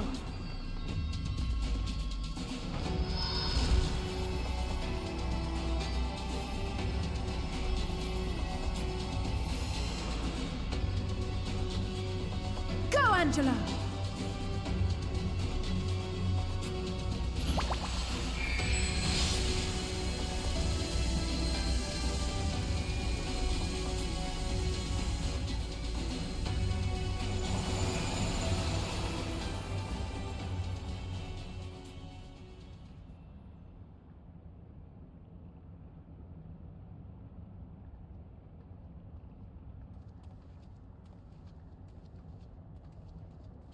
Did it work?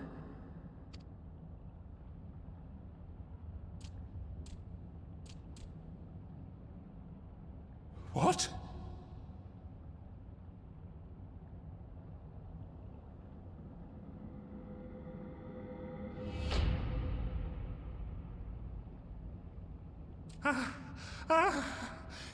What is the meaning of this? I'm sorry, but they died by your hand. You sacrificed them to summon Titan.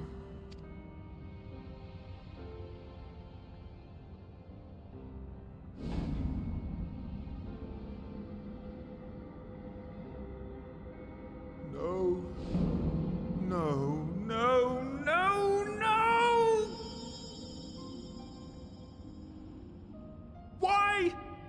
Why would I do such a thing?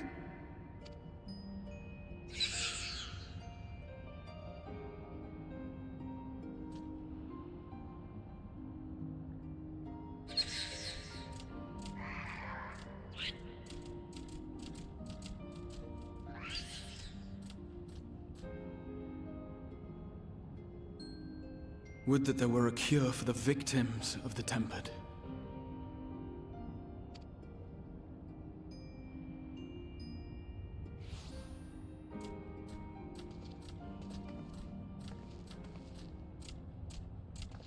Gabu! What are you doing here?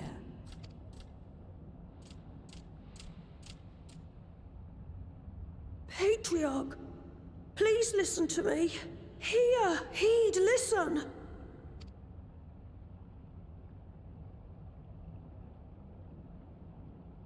The Great Father we have been summoning is false. He only hurts us and those we love. For a long time, his voice filled my mind. It told me to do terrible things. Awful, unspeakable, terrible things. But I didn't give in to it. And you mustn't either. There's been too much pain already. So please, end the suffering.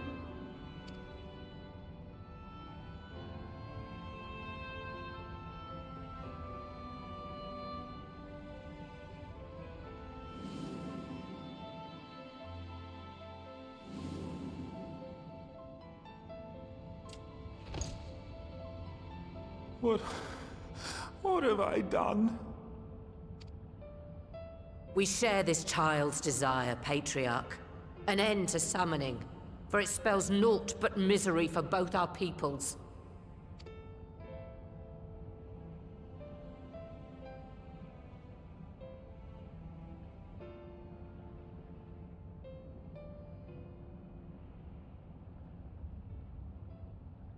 For many long years, man and kobold have feuded over territory, pillaging and perishing for the earth beneath our feet. It may be said that we fought to survive, but what we have sown in blood, we have reaped in suffering, and it cannot go on. I would see us set aside the past and work together for peace.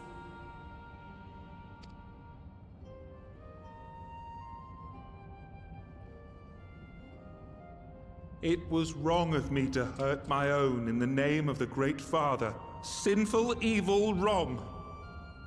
But that doesn't mean there can be peace between us.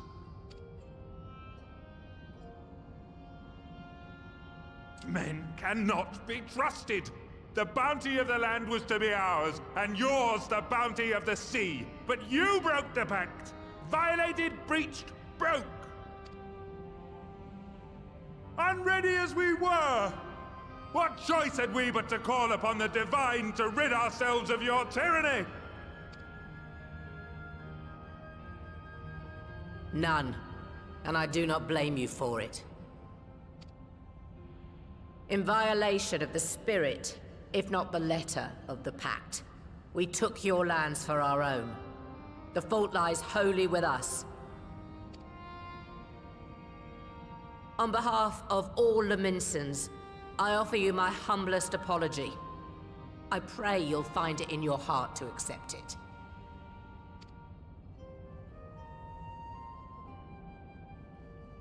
Yet I know an apology alone will not serve to make things right. So, we will revise the pact to leave no room for doubt. And any who violate it shall face justice, swift and certain. No, we won't be fooled. Not again. Please, hear me to the end. Fleeting though it was, there was a time when man and kobold abided together in harmony. In those days, your people shared the secrets of smelting. Knowledge which allowed Limsa Lominsa to thrive. Much of what we have, we owe to the kobolds.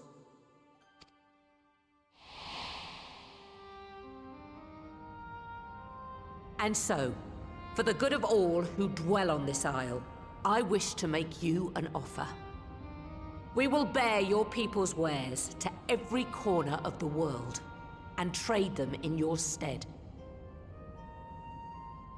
In return, we will bring you the bounty, not only of the sea, but lands both near and far. Whatever you desire, the Navigator as my witness, you shall have it. There will be no more man and beastman, just the crew of the great ship that is Vilbrand. And together, we will share in the wealth of the world, if you'll only accept our hand in friendship.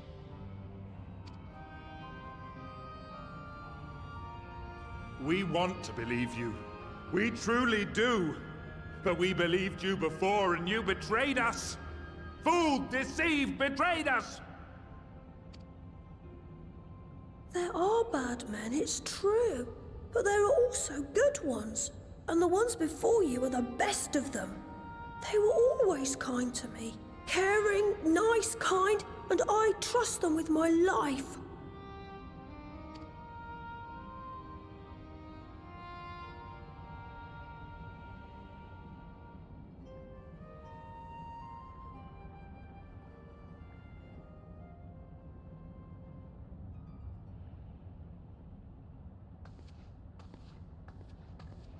Before I became Admiral, I was a pirate.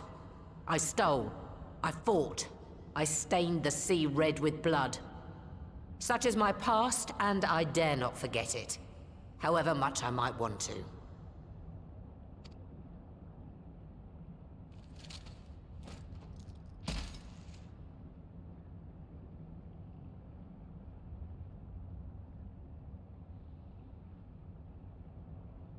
That is death penalty. The pistol I used to pass judgment on my own sire when he fell thrall to Leviathan and betrayed his comrades.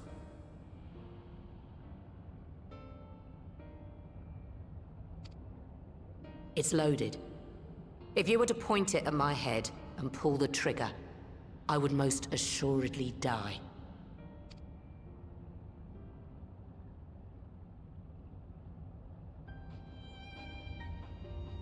Though it isn't much, my life is the single most valuable thing I possess. If it will suffice to atone for past wrongs, take it. A single bullet to annul the old pact, and my blood to write it anew. What comes after, I entrust to this man, my second in command. I know that he will do his utmost for the happiness of all who call Vilbrand home.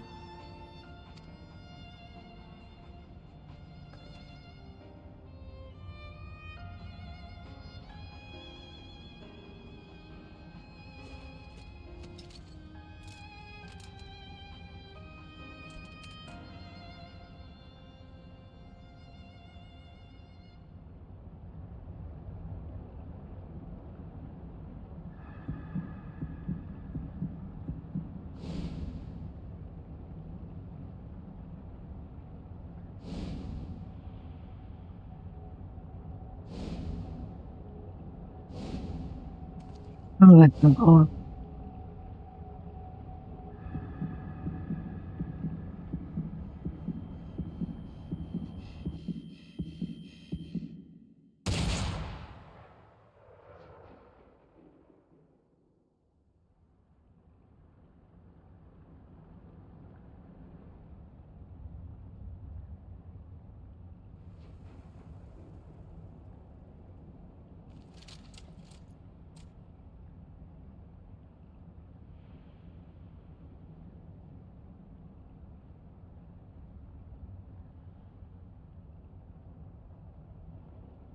I do not trust you. Not yet. But Gaboo does. And I will trust him.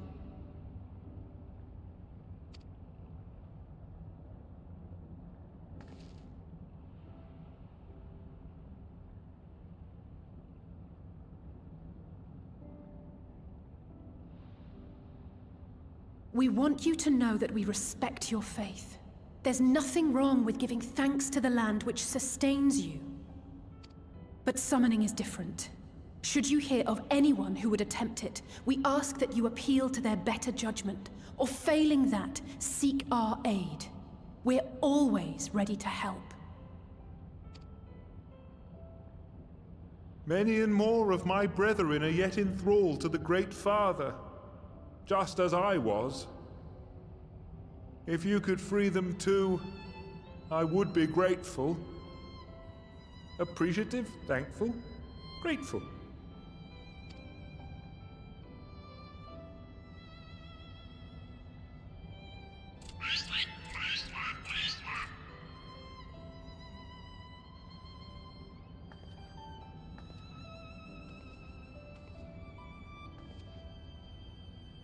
Tis we who should be grateful, Patriarch.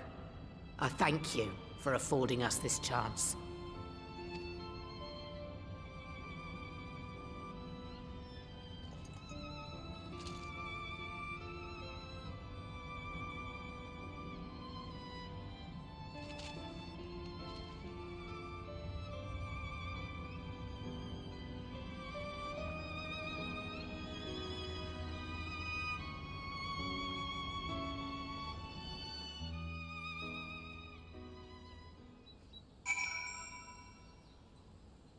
Oh, that was tense.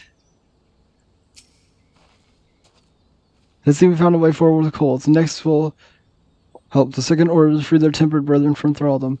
Theirs is far from the only order, of course, and it will take no small amount of time and effort to reach the rest, but the rest of them, we will however long it takes. I would say I was in your debt, but that has long been true, so instead I would say thank you for helping us plot a new course for not only Limitia, but all of Eorzea.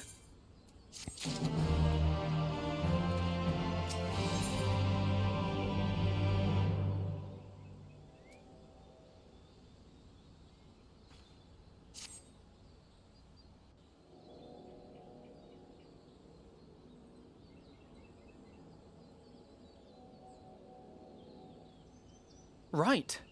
Let's return to the Rising Stones.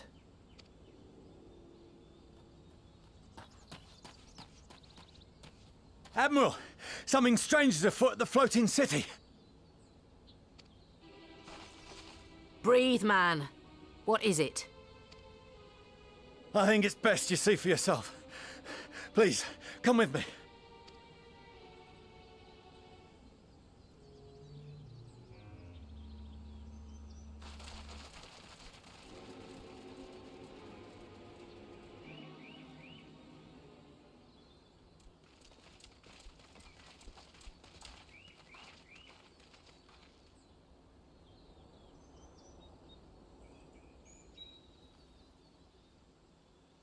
What in the world is that?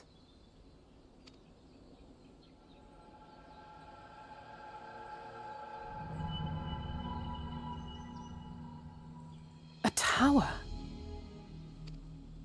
You can see it too, then? I feared I was losing my wits. One moment I was patrolling as usual, and the next it was just there.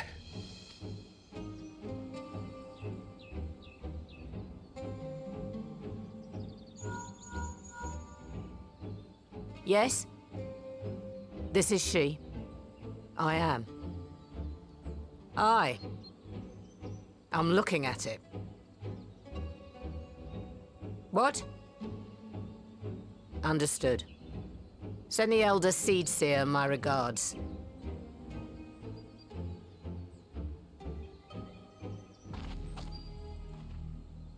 The communications officer.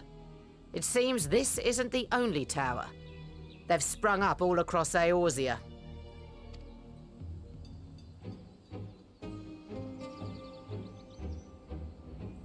Nothing more is known, only that they appear to be of Garlean construction.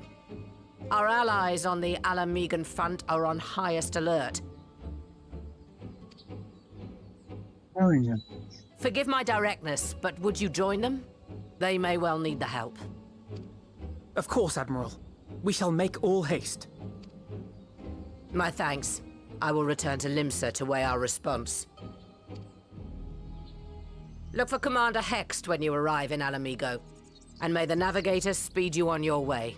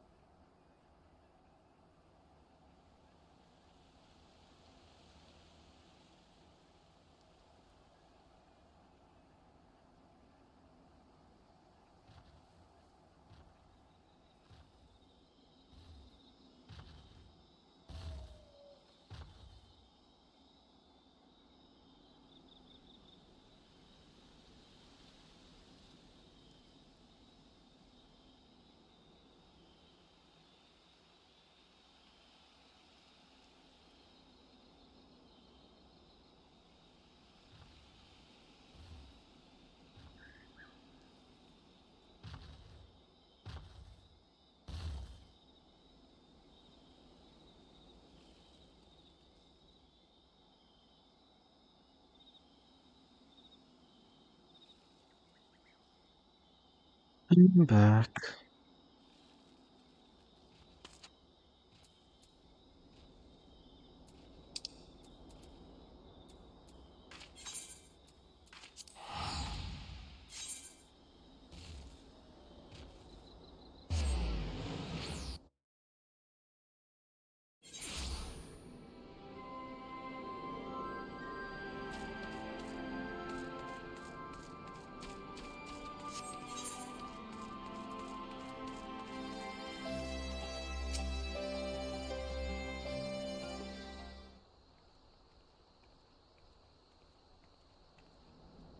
Thank you for coming so soon.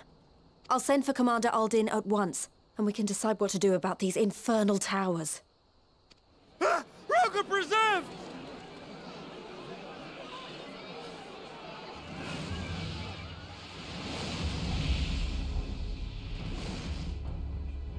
It can't be.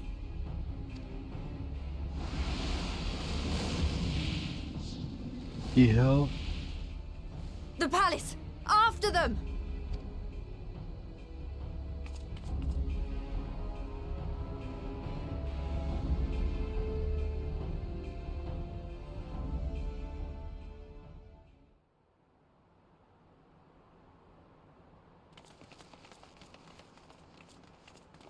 You're here, good.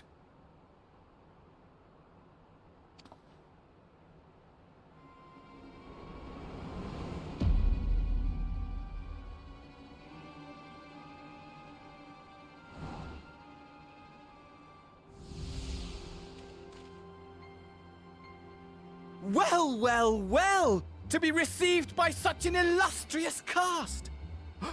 Why, even the hero of the piece is here! I feel quite starstruck.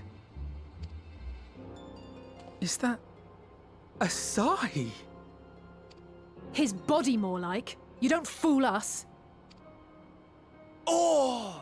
You saw straight through it!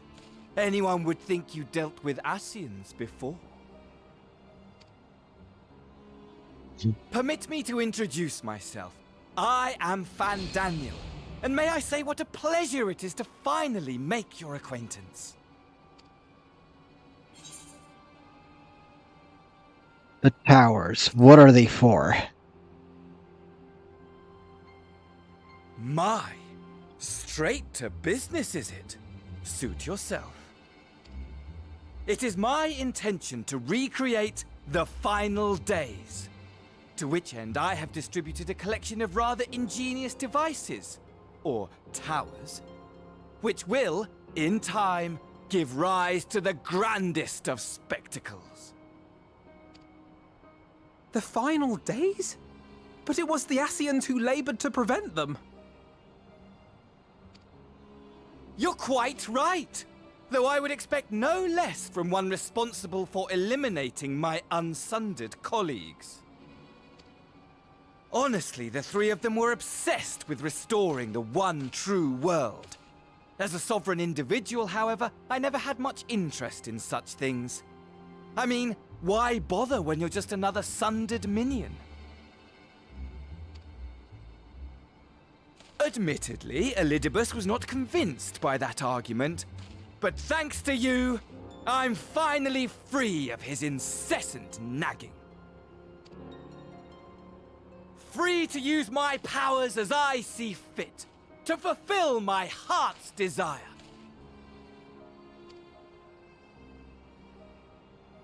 And my heart's desire is to lay this half-broken world to waste, leaving nary a fleck of dust behind!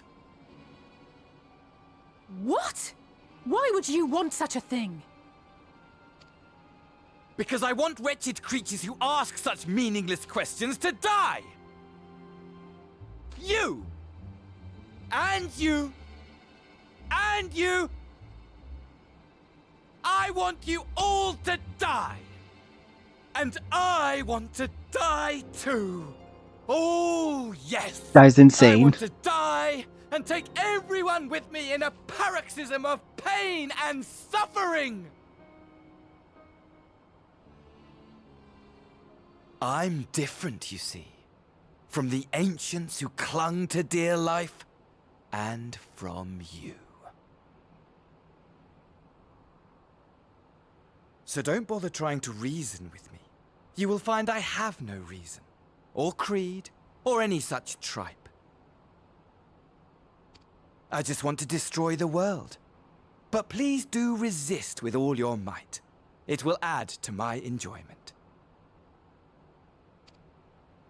Now then, ladies and gentlemen, keep your eyes peeled, for the curtains have risen on the spectacle to end all spectacles. We, the Telophoroi, shall be your performers, and this very star our stage.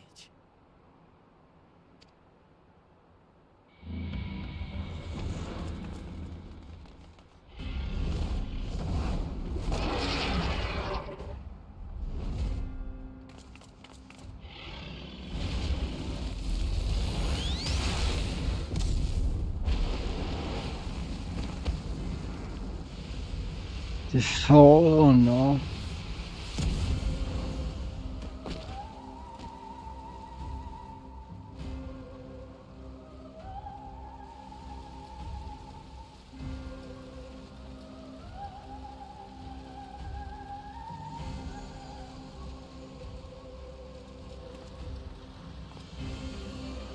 Ah, but I nearly forgot. I have a message for you. My esteemed patron, Lord Xenos, eagerly awaits you at the heart of the chaos. While I wish only to destroy the world, he exists solely to relive a certain, transcendent moment with you. And it is for that reason he would reduce all to ash. Pray see to it his dreams do not go unfulfilled. For if you should disappoint him, my trusty companion here, whom I've dubbed Lunar Bahamut, will burn your cities and everyone in them.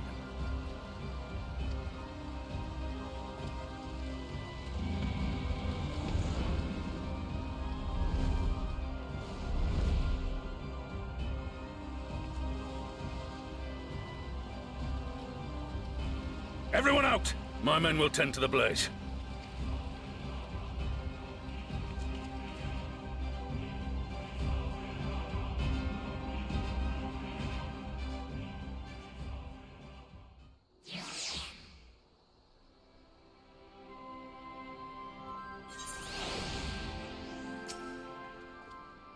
Is everyone safe? We managed to put out the fire though, not quickly enough to save the garden. Ron, can I leave you to send word to the Alliance? It's gonna take a unit and investigate the tower. We'll need to find out what it's for. We'll go with you. No, you won't. You'll rest. From what Lolo tells me, you're due some time off duty. Should we learn anything of the tower, I'll be sure to share it with you. Until then, I want you to rest.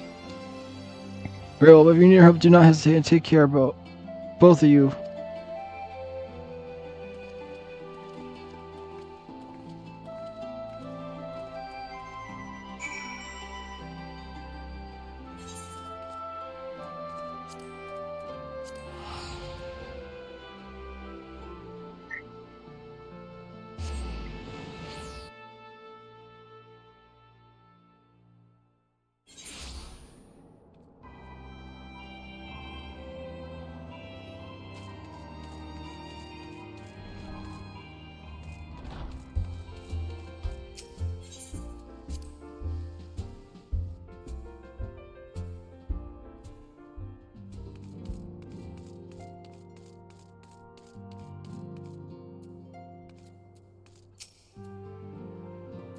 Good. We received reports from the Alliance.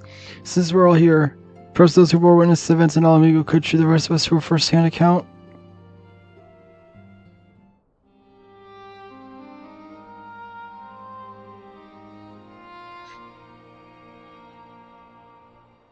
No sooner do we overcome one problem than another appears. It would all seem tediously predictable, but for the endless variety of our foes, this Van Daniel seems even more unhinged than his patron. Unhinged perhaps, but no fool. For all his boundless theatrics, he gave away little about his plot. We only We know only that he intends to recreate the final days and that the towers will somehow facilitate this.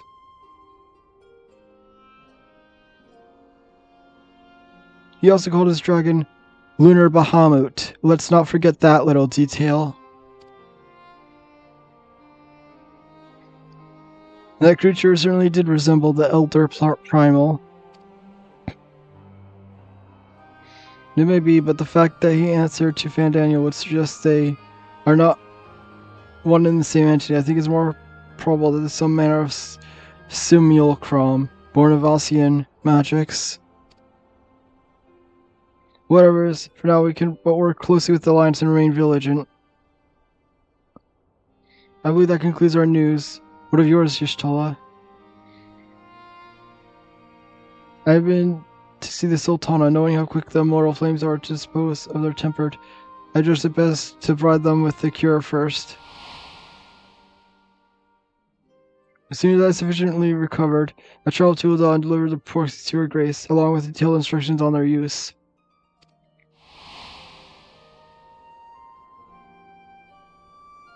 You have a chance to visit with the arrival of troubling times. The immortal flames have been on the cusp of agreeing to a truce with the Almaja when negotiations abruptly collapsed. The Almaja claim the number of their kind have been deducted and that men are responsible. Not know the purchasers yet, but the immortal flames went about investigating the objections. They come upon one of Fandaniel's towers. On separate towers, you may be interested to learn they are not an exclusively Eorzean phenomenon. According to the Alliance, they have been set as far as Yangsha. It would seem reasonable to assume they are everywhere. We simply have not found them. Well, as you said, Shelf, we could do little but stay vigilant. And since we are dealing with the dragon, ostensibly at least, I believe it would behoove us to enlist the aid of an authority on such foes. Estinian, now just a moment. If you could persuade Lance, I would be first welcome if truth is we will struggle to even find him. You let me and Krill worry about that. We'll sniff him out, no matter where he's hiding. He's indeed hiding. We have ways of locating regardless. So if there's no objections, we shall depart at once.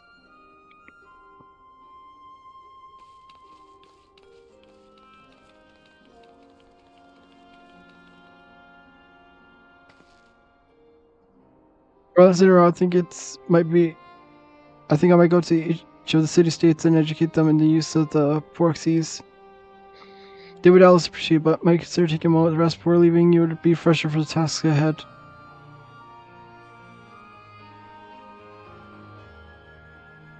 My friend, our moment of triumph did not last long.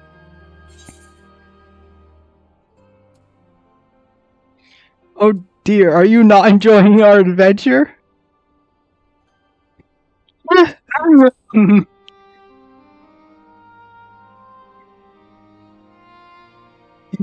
But now, I didn't say that. While it might not be the most carefree experience, there is nothing in this world I'd rather do than write a new future with you. No future, mind you. Whatever the Telefori might hope, we'll stop them, won't we? Together.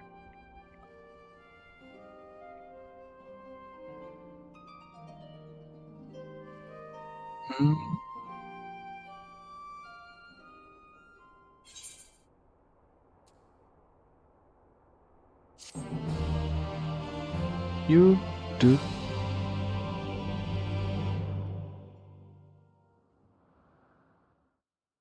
File somewhere in the locks.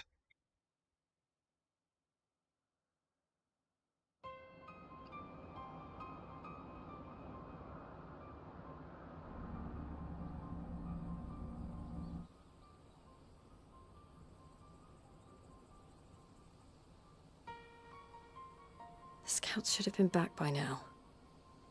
I'm gonna go and find them.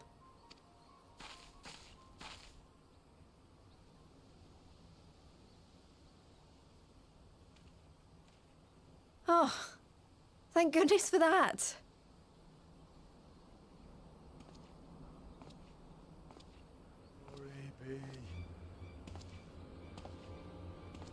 Glory be. Glory be. Oh no. Glory be.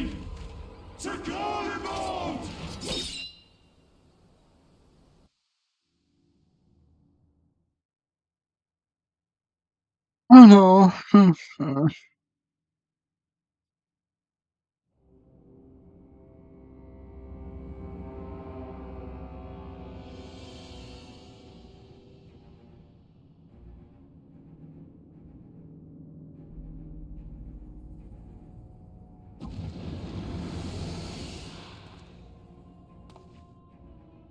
The piles have been driven as planned, and the first of the beasts has roared to life. Moreover, I am pleased to report that preparations are well underway for the rest. Ere long, chaos shall reign over all the land, as befits the final days. Call it what you will, so long as my friend returns to me, fangs bared and claws sharpened. I care not. Of course, my lord. By strange coincidence, your dear friend chanced to be present when I made my declaration. I took the liberty of informing her that you await her coming, though I confess, I may have singed her a little in the process. And why do you tell me this? Are you in such a hurry to die? Ah, my apologies. I must guard my tongue lest it be the end of me. Though, there is something to be said for such a glorious death. Better to fall to one who has it all than falter before an inferior. Huh. I shall keep it in mind as a contingency. For now, however, I shall proceed with the plan. My lord.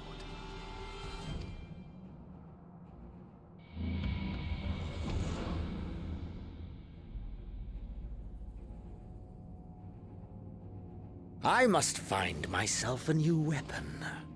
One worthy of our long-awaited reunion.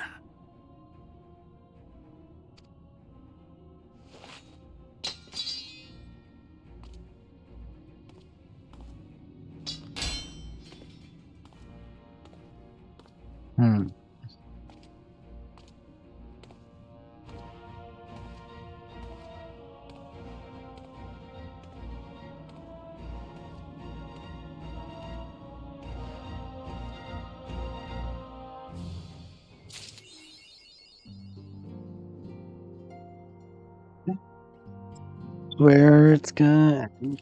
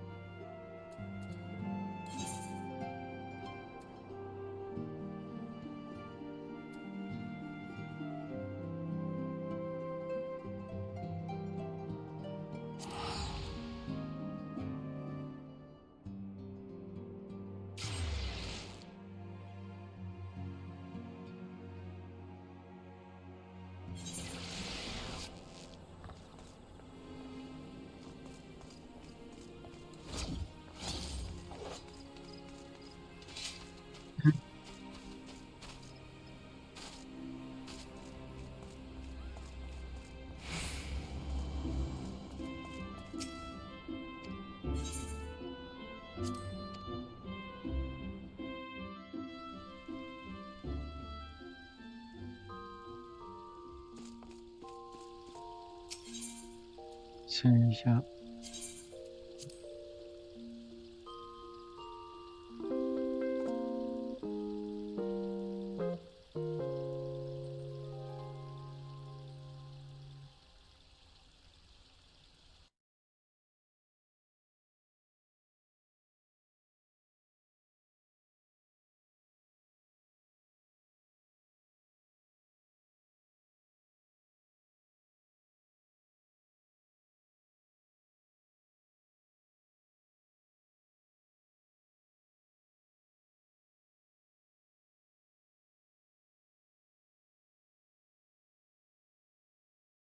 Alright.